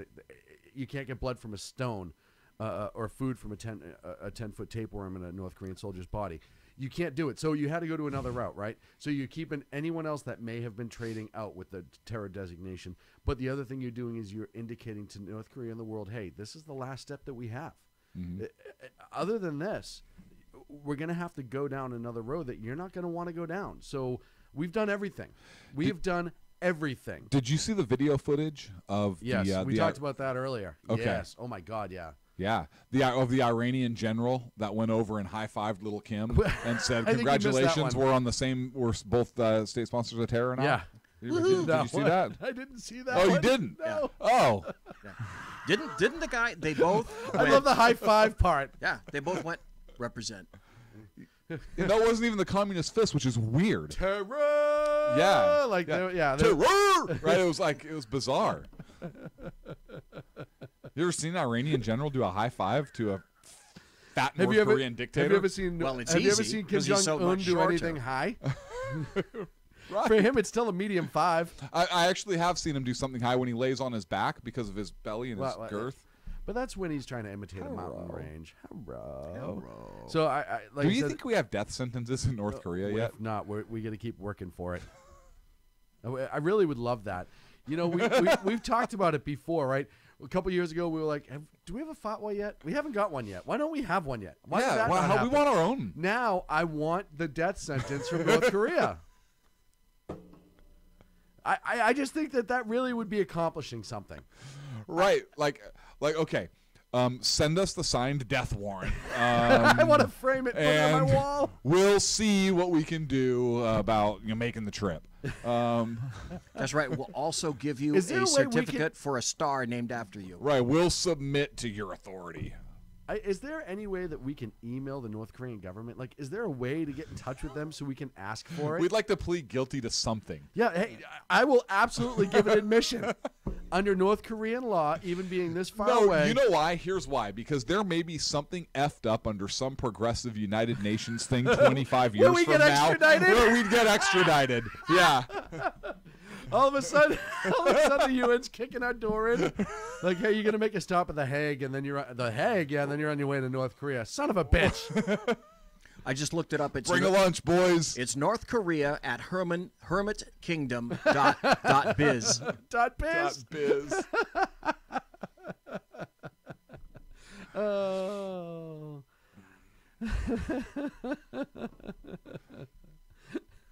Oh, dude, man, we gotta pull that off. Did you see Kim Jong-un actually has a Twitter handle? Like, you know how all these like people in power have like alternate Twitter, like James Comey had his alternate Twitter thing. Well, and they've got alternate emails. Yeah, it's like little fat dictator. That's his handle. How did it I like taste? Not little fat dick taster. Oh, I'm totally different. That's what Sean. Okay, I thought I misheard that too. Okay, yeah, I thought it was just my ears. No, dictator. What they do is with shoulders that don't obey, they cut off. It's not Yeah, important. it's Anyways, not they make almost important like right a now. mashed potato kind of dish. It's a tater. It's a dictator. By the way, Dan says go on Twitter and call Little Kim fat. Your death sentence will come shortly. I seriously, I am going to find a way to email the North Korean government and say, hey, just so you know, I plead guilty to calling Kim Jong-un short and fat as well. Yeah, you can't do that, right? Because there will be some, like 30 years from now, there'll be some Totally worth it. Yeah, there'll be some. Totally worth it. I don't care what anyone says. Totally worth it. Yeah. I would, dude. You know how great that would be. Seriously. 30 years from now, Sean's like, fuck you. Yeah. They're like, no, seriously, we need you to get on a plane. Get your light blue hat off my fucking porch. Because we still have the Second Amendment, and as far as I'm concerned, you're an invading force. Mm-hmm. I declare war on the United Nations from my living room. Pew, pew, pew. You guys don't even have guns. This is great. Yeah, what are you guys doing? Clint, get over here. Why are you throwing a bag of food at me? I thought you were a military force. It's not even good food. It's not even good food. It's ramen. This is why everyone hates you. Oh, man. Oh. BZ, we have 7 minutes left. Do you want to talk about Jack Ruby and the FBI informant really quick? I was just going to bring that up, and I don't know if you had heard that, Clint, but they revealed a whole bunch of papers, like 14,000 documents in the first dump. When was that?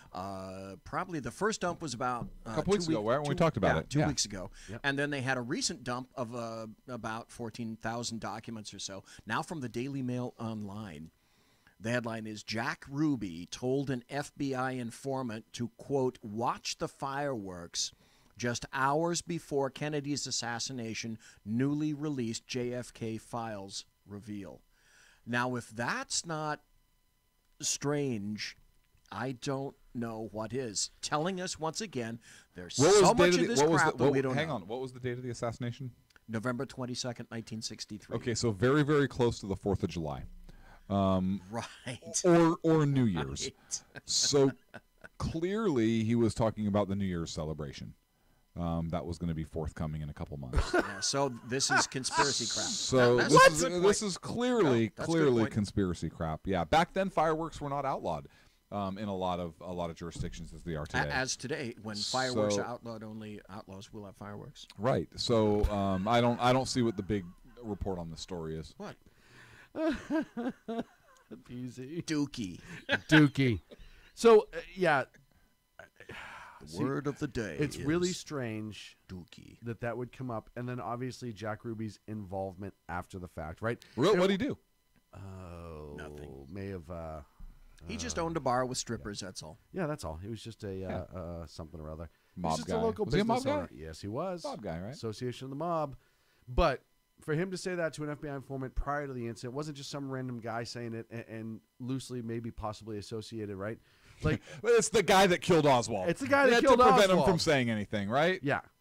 Yeah, when you're trying to keep somebody quiet. Hey, Oswald. And you don't care. And when you're the mob and you're so confident that you would do that, nationally and not worry about anything, Oh, that's pretty yeah. incredible. Yeah. You're like, yeah, what's the worst that's going to happen to me? I don't know. Shit, he's kind of right. Yeah. Oh, they're going to try and prosecute me? Yeah, that's all right. He's next. Yeah. You can prosecute me. I know nothing. The paragraph in here says the interaction on the morning of the president's murder wasn't relayed to the FBI until March 1977, despite being told to an FBI informant 14 years earlier. The informant was named Bob Vanderslice from Dallas. The informant stated that on the morning of the assassination, Ruby contacted him and asked if he would like to, quote, watch the fireworks. An FBI record from April 6, 1977 says that record was first highlighted by University of Virginia political analyst Larry Sabato, according to CBS. And they wonder why there's conspiracy theories. So hang on a second. So this informant didn't tell the FBI this 14 years earlier? Yep. Well, they did not? He was busy. They did. No, he told him then, but it didn't get back until... This is my point. So Jack Ruby supposedly told this FBI informant... And just prior. He didn't put it on the record until April 6, 1977. Right. He said he was with Jack Ruby standing at the corner of the Postal Annex building facing the Texas School Book Depository Why building didn't he bring at that the time of the information out shooting. 14... Why didn't he Wait, bring that wait. So he information was out? at the foot of the depository saying you're going to watch the fireworks? He was with Are you Jack, shitting me? He was with Jack Ruby and standing at the corner of the Postal Annex building facing the Texas School Book Depository building at the time of the shooting. Hang on a second. Does anybody else not have a problem with the time frame? Yeah. Yeah, I have an issue with the after the fact. Yeah. I'm still talking about before. He didn't just say in a bar like 3 towns away, hey, you're going to watch the fireworks later? It could very well have been like, oh, yeah, just the president driving through. Okay. Immediately after the No, shooting... no, it's at the foot of the fucking depository. Yes. Hang on a second. But he tells the FBI this 14 years later. Right. So why didn't he tell the FBI this during the course of the investigation? Why did he wait 14 years to bring this information out? Good question. This is why I'm really fucking skeptical on this information. It's that important, and you don't tell anybody, and you're already an FBI informant? In 1977, Vanderslice told the FBI that Ruby didn't say anything to him immediately following the assassination. It says immediately after the shooting, Ruby left and headed towards the area of the Dallas Morning News building. So was this guy an informant on the day of the assassination, or was he not an informant until 14 years later? Because if that's he was unspecified. If he was okay, so if he was an informant 14 years ago at the time of the murder, let me go back up here, and he didn't tell anybody for 14 years, then I'm calling bullshit. But if he was cultivated 14 years later and said, oh, by the way. Correct. Then that, I think, leads a little bit more credence to that statement. Agreed? I agree. Look, here's the other thing, too. He was an FBI informant at the time that Ruby made the statement to him. Right. And he waited 14 years to say it? Until 1977. Yeah, then fuck that. I'm calling Yeah, but bullshit. you know what, though? Who died or what was Kennedy did. Wait, no, I know that. Oh. But you got to look in the mob underworld and see who died in those 14 years that he no longer feared, right? You're talking about the mob that used to bring people's families into meetings. Oh, they had massive power. Right. The extent that they would go through, that RFK and through the 60s and 70s, they really did a beating on the mob. So it does add credence to the question of who died that he was no longer afraid to speak. Because he's already an informant. If he's already an informant... So wasn't Whitey Bulger. That doesn't mean the FBI can control shit. No. I'm not saying they can control it, but if he's already an informant, right. Why not get... I mean, you're already got a death sentence put on you, right? You also know, to a point, you're an informant, but it depends on what you're informing on. It doesn't matter. If you're an informant, you're a rat, you're going to get smoked. If you get caught. Right. Right. But because here's the difference, right? If you're running booze and you're talking, just say drugs. You're running drugs, right? And you're the mob. And this FBI informant snitching on you, and your guys are getting arrested here and there with some coke, this other shit, blah, blah, blah, blah, blah. Okay, it's not taking down the whole enterprise. It's taking down a couple of deliveries here and there.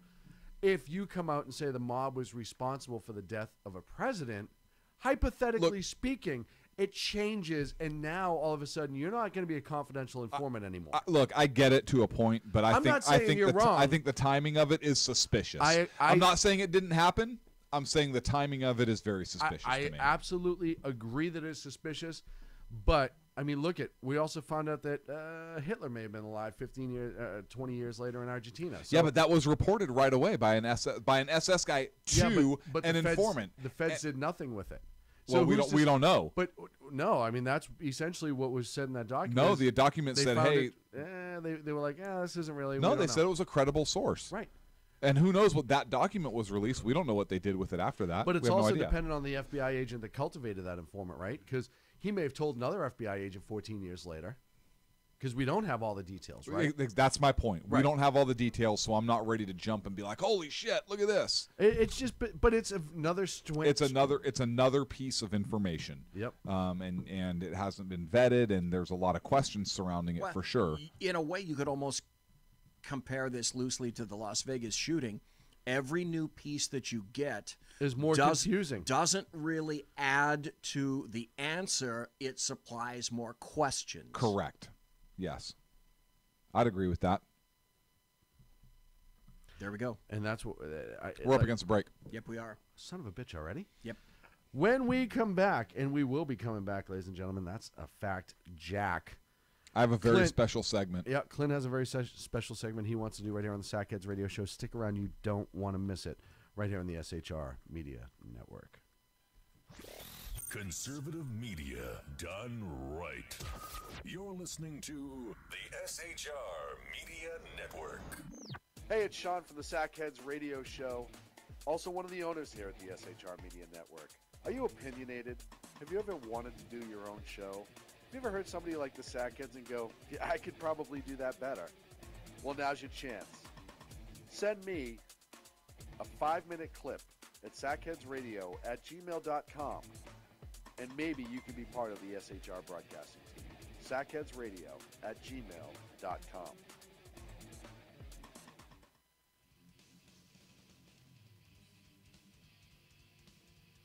Beware, the Jersey Takeover is here. Every Monday through Friday, 9 p.m. till 11 p.m. Eastern Standard Time, you can catch Reaver Common Sense Show hosted by Jersey Joe, right here on shrmedia.com. Only Jersey can deliver hell like no one else. So consider this your fair warning.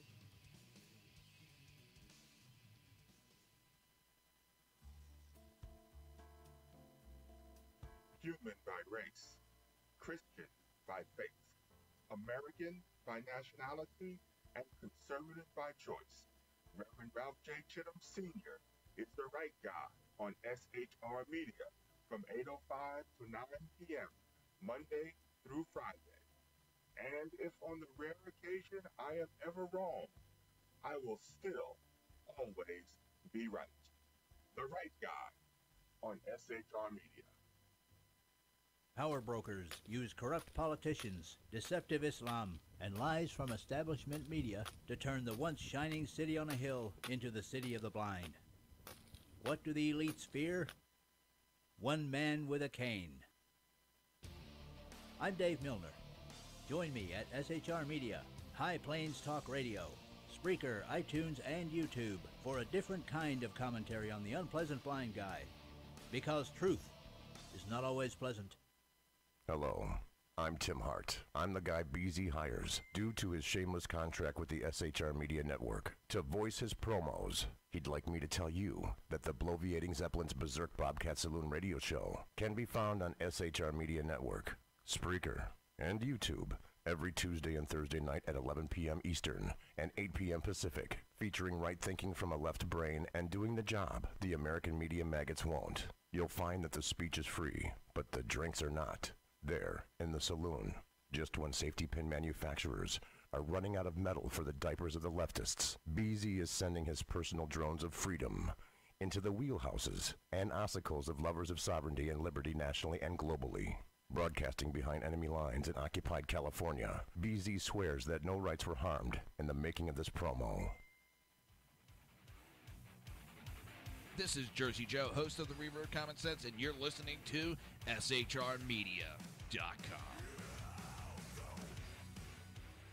Welcome back to the Sackheads Radio Show live on the SHR Media Network. Thank you so much for joining us this evening. It is Thanksgiving Eve, the last 30 minutes of the show, and I'm going to turn it over to Sackhead Clint for a very special segment. Look, this is Thanksgiving Eve, And as such, I want to bring the attention of a proclamation made by the President of the United States, and I want to bring it to the attention of the ACLU.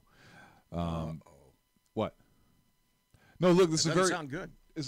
I think it's awesome, but it's a very serious matter that some people in the ACLU will probably take umbrage left, as well as the Freedom From Religion Foundation. They may also initiate a lawsuit retroactively. I don't know. But because tomorrow's Thanksgiving, those of you that have been with us for several years from the beginning, we love you guys. We thank you very much for being with us. And everybody kind of knows we have some traditions here on the Sackheads radio show. This will be my first Thanksgiving. This will be your first Thanksgiving tradition. So let me do something. And this is something that I actually do with my kids on Thanksgiving. And we started sharing it. How many years ago now, Sean? 4. That we share with our family who joins us. And we also do something on Christmas as well. We kind of have our own tradition. We tell kind of a certain story on that day, or at least our last show before that holiday. Before that holiday. Too bad you don't have background music for this right now. Yeah, we need some, right? We need some. Give me a minute. Like a crackling fire. Ooh. That's not music, but yeah, I like that. Yeah, that'd be nice background. That would be nice. You start and give me a minute. Okay. Wait, am I starting? Yes, please. Okay. But I want to read a proclamation from the President of the United States, and this is something we do here at Sackhead, something I've also done in my own home, and this is by the President of the United States of America, a proclamation. Whereas it is the duty of all nations to acknowledge the providence of Almighty God, to obey His will, to be grateful for His benefits, and humbly to implore His protection and favor. And whereas both houses of Congress have by their joint committee requested me, quote, to recommend to the people of the United States a day of public thanksgiving and prayer to be observed by acknowledging with grateful hearts the many signal favors of Almighty God, especially by affording them an opportunity peaceably to establish a form of government for their safety and happiness, end quote.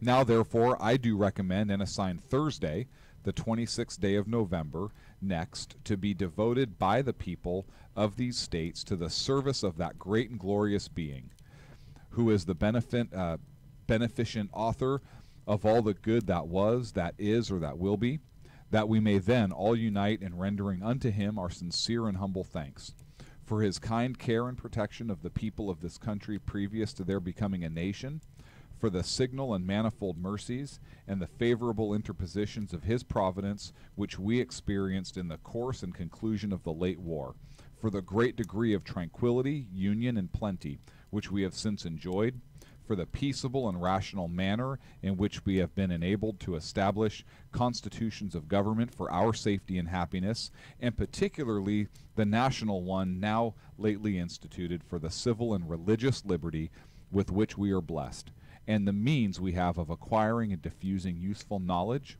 and in general for all the great and various favors which He hath been pleased to confer upon us.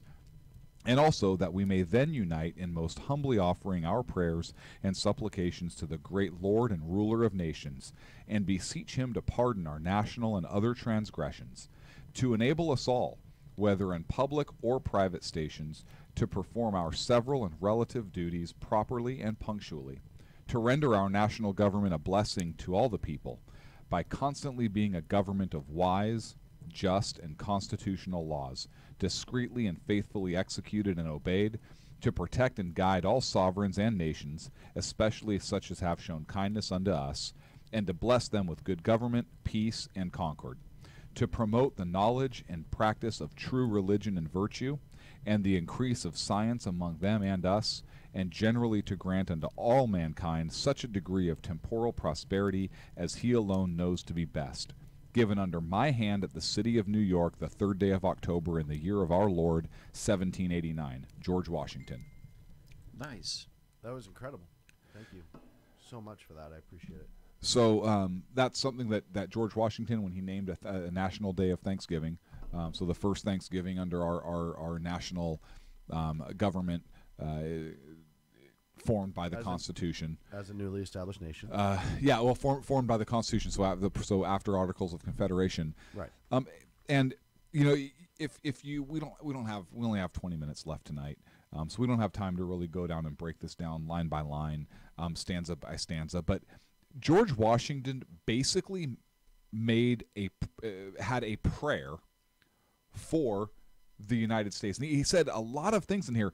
And it's not just the President of the United States, but both houses of Congress, by joint committee, requested the President of the United States to recommend to the people of the country a day of public thanksgiving and prayer.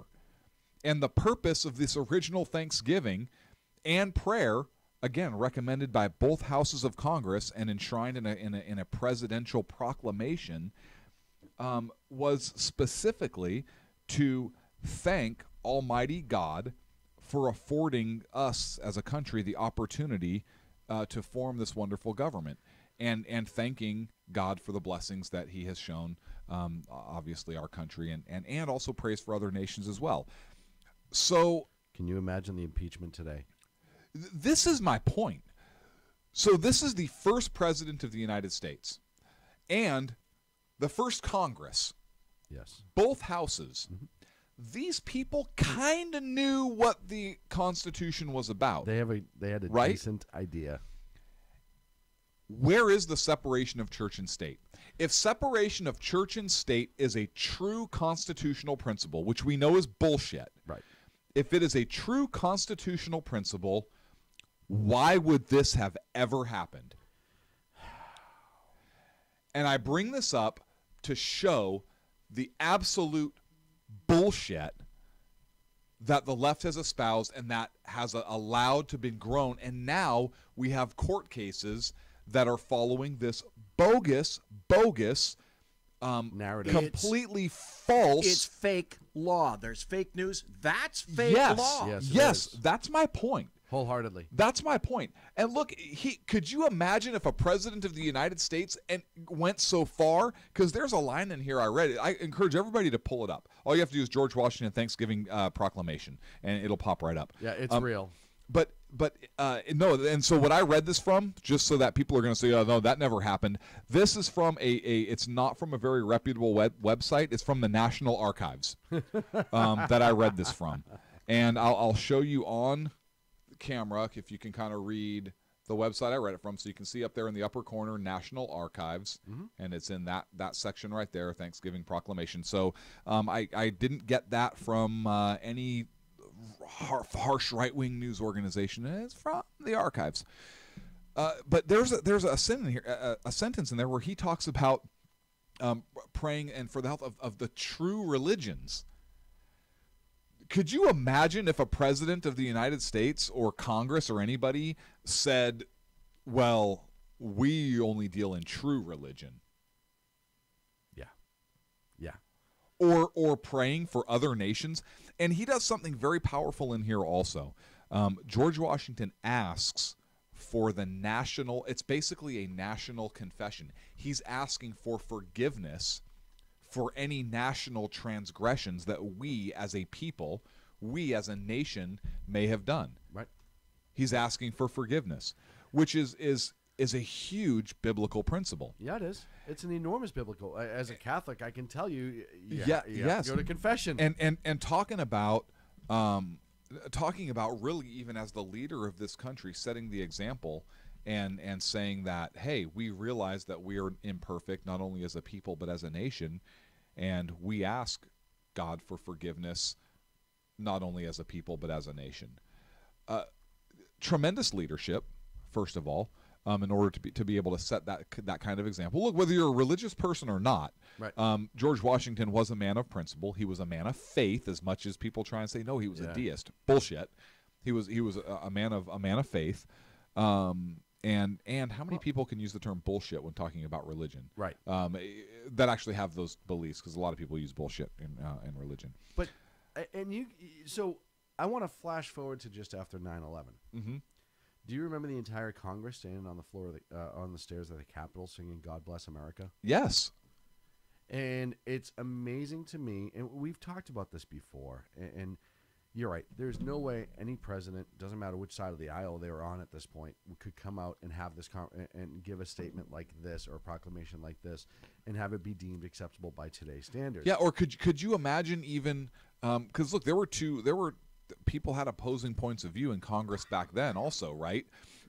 But here you had the House and the Senate, representatives from both coming together saying, hey, Mr. President, we want to do this, and the President of the United States saying, okay, oh, yeah, absolutely, let's do this. That's a good idea. But you also had a House and a Senate that just came out of the revolution and understood, like you said earlier, what our principles were and what they were about, and then you had a president who understood damn well it wasn't about personal agenda. Yeah. It was about national pride. Yes. It was about national responsibility. And it was about us as a whole being a united nation and giving thanks. Yes. Why is this not taught in schools? It doesn't meet the narrative of the left. We talked about this earlier. I know why it's not taught in schools, right. But I'm bringing that out for our listeners to ponder. And I know we have listeners that ponder. I'm hoping there's some folks on the left out there that are maybe tuning in for the first time. Maybe you listen to us on a regular basis and you absolutely hate us. Maybe you don't hate us personally. You hate what we have to say a lot of times. But I would encourage you, and I know that some of you with left-leaning views or some atheists or whatnot may be like just screaming at me right now. But all I'm asking, I'm not asking you to believe in any religion. I'm not asking anybody to convert to Christianity or anything like that.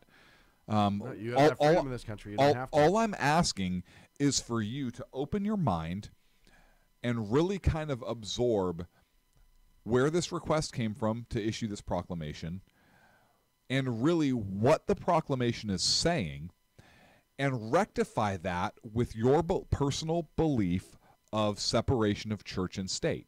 Mm-hmm. And if that truly is a principle, that is real. And I understand it's real in your mind, but I submit this to you.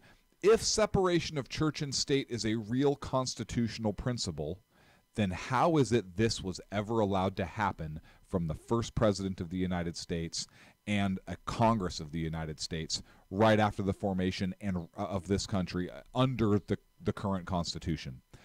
These folks knew damn well what that Constitution said and what it was about and how limiting it was. And what they meant when they wrote it. So months earlier. So please rectify this in your mind for me. Mm-hmm. And I believe that you have this heartfelt belief that there is this constitutional separation.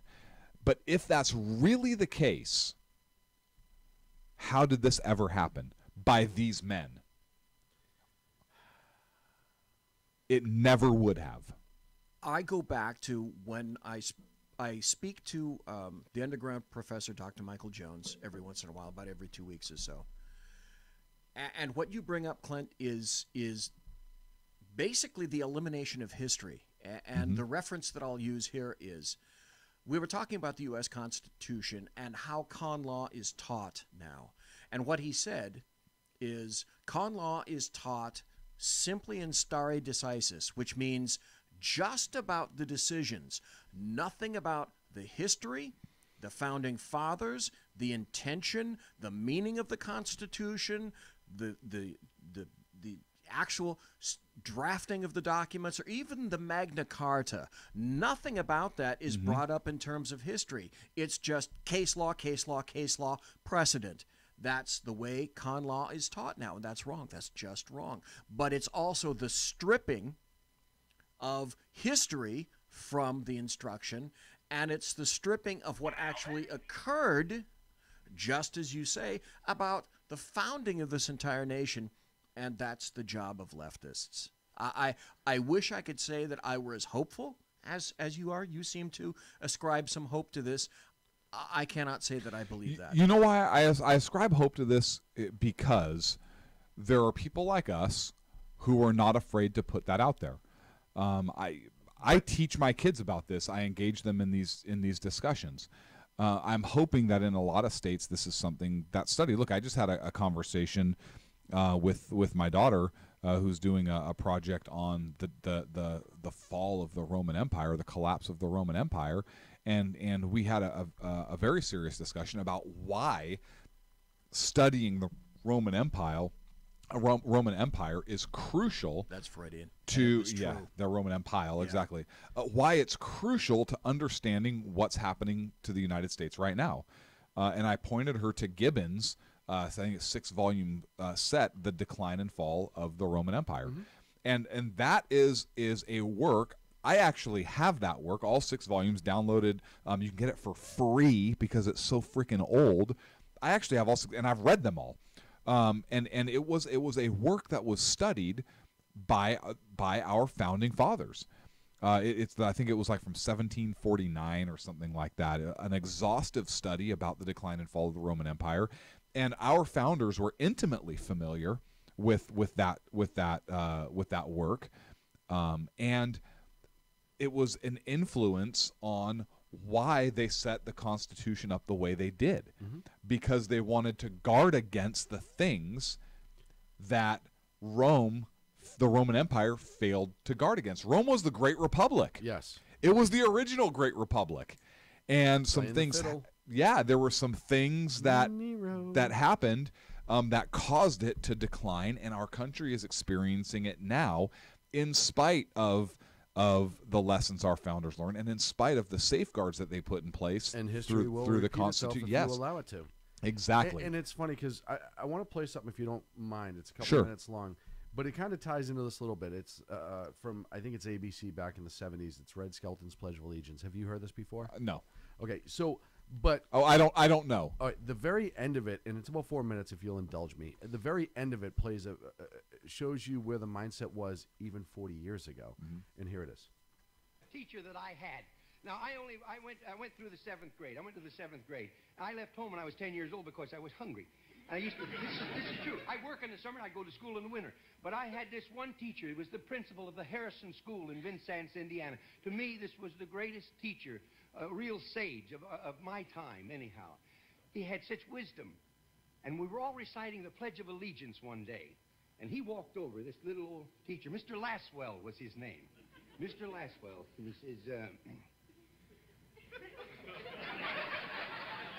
he says, I've been listening to you boys and girls recite the Pledge of Allegiance all semester, and it seems as though it's becoming monotonous to you.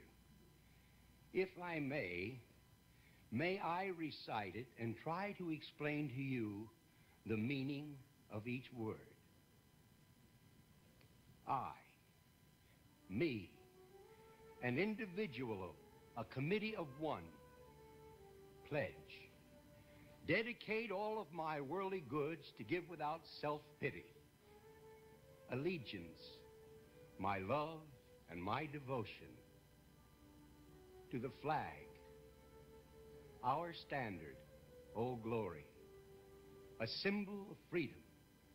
Wherever she waves, there's respect, because your loyalty has given her a dignity that shouts freedom is everybody's job. United.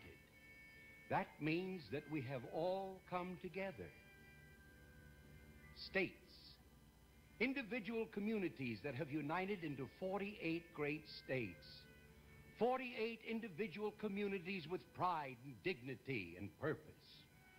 All divided with imaginary boundaries, yet united to a common purpose. And that's love for country. And to the Republic, a state in which sovereign power is invested in representatives chosen by the people to govern. And government is the people.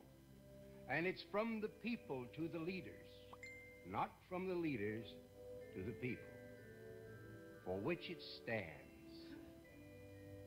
One nation,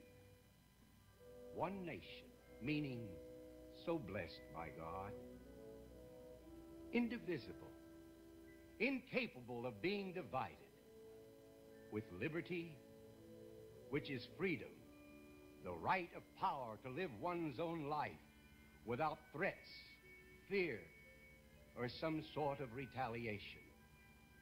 And justice, the principle are qualities of dealing fairly with others. For all. For all. Which means, boys and girls, it's as much your country as it is mine. And now, boys and girls, let me hear you recite the Pledge of Allegiance. I pledge allegiance to the flag of the United States of America and to the republic for which it stands, one nation, indivisible, with liberty and justice for all. Since I was a small boy, 2 states have been added to our country, and 2 words have been added to the Pledge of Allegiance: under God. Wouldn't it be a pity if someone said that is a prayer and that would be eliminated from schools too? So this is almost 200 years later. And the importance of it is there, but the argument was also there too, right? Mm-hmm. When we're talking 200 years after the country was founded, with the fact that under God was being even challenged then in schools. And now it's only become exacerbated and worse.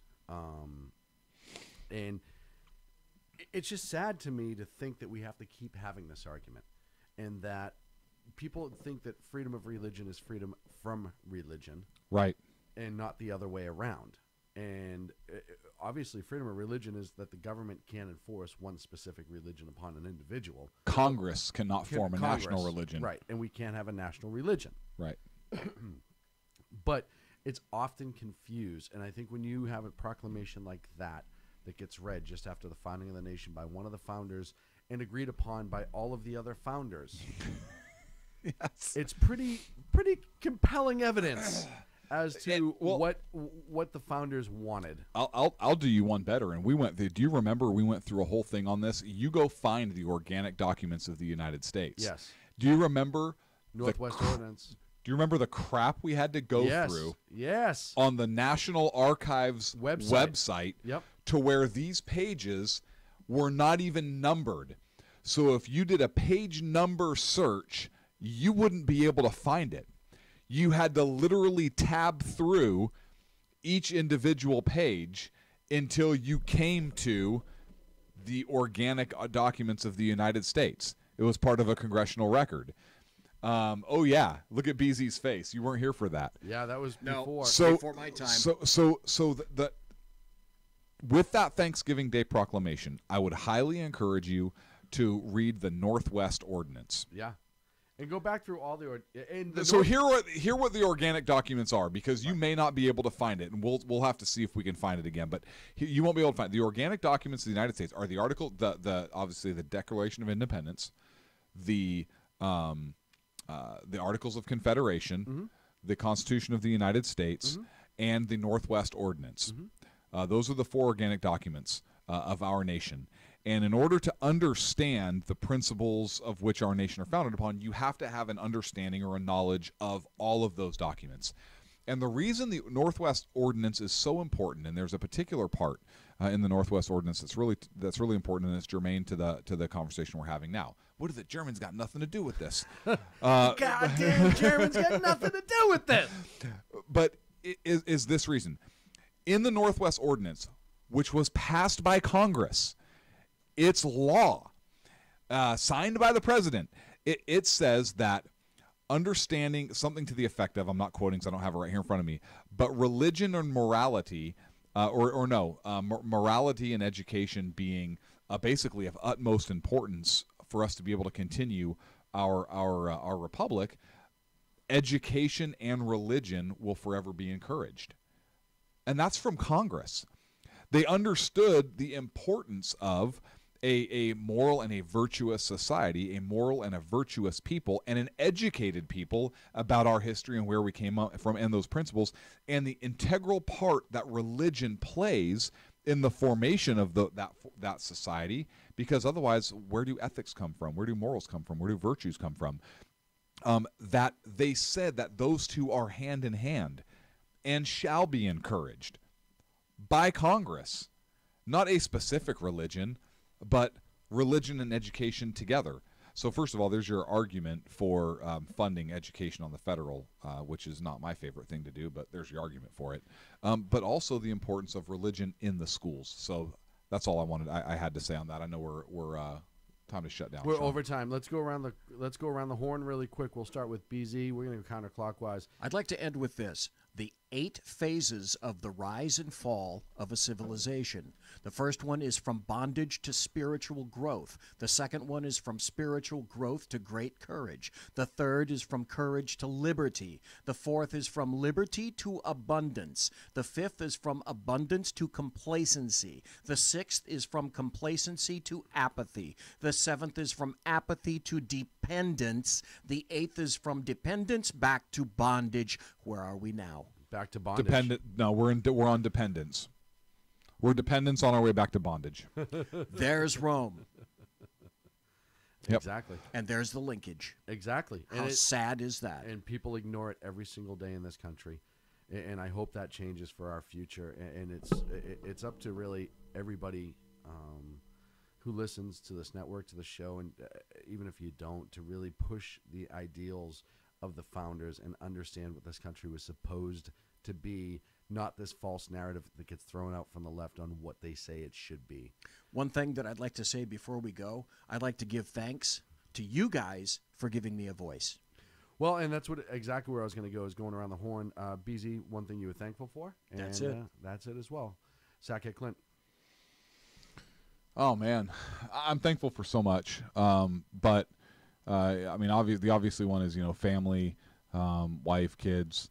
But I'm really thankful for our founders who set the groundwork for such a tremendous nation, a nation that and the principles that really talk about and led to the abolition of slavery, because it was the principles laid by them that led to that.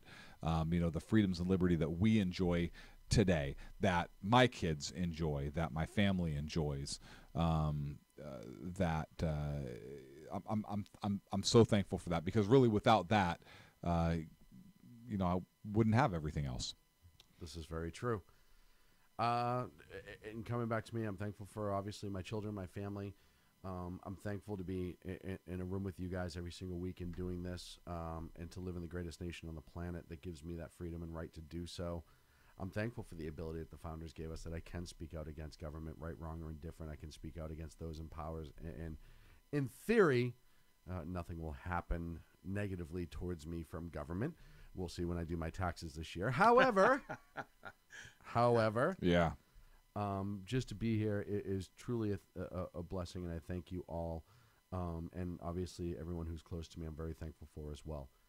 Folks, that's it for the Sack Kids Radio Show. Thanksgiving Eve special. Happy Thanksgiving to you and yours. Happy Thanksgiving. Make sure you remember tomorrow is not necessarily always about football and food. Give thanks for what... It's never about football this year. Sorry. Well, this year's not. Well, isn't there college tomorrow? Maybe. Yeah, maybe some college. I heard the New England was going to be changing their team name to the New England Redcoats because they're more thankful for the British than... What NFL team was it that stood for the English national anthem but not the U.S. one? That wasn't... No, you're talking about Marshawn Lynch in Mexico. Yeah, no, I am. I was making a smart-ass he was trying to be funny, but there was no comedy to be had there. No, not for you. No, I mean, he was Maybe stretching. a He was round stretching. man, Yeah, well, let's talk about owners and teams that support and who they support and what their political agenda is. That's fine, though. That's fine. I'm not a fan at all anymore. Maybe Cowboys. God folks, bless America. Happy Thanksgiving. We're truly thankful for you, the listeners, who allow us to come into your homes every single week. Not in a creepy way. Not in a creepy way. And I'm going to leave it at that. Thank you. Have a good evening. The best late-night conservative talk show in America, Sack Kids Radio. And listen, there are no people better on the air to give you the best in conservative talk than Sackhead Sean and Sackhead Clint. And we're working on the immigration papers for a certain other guy who happens to work here too. For those who are tuning in around the world to the best in late-night conservative talk, Sackheads Radio. News. News. Radio. News. News. Radio.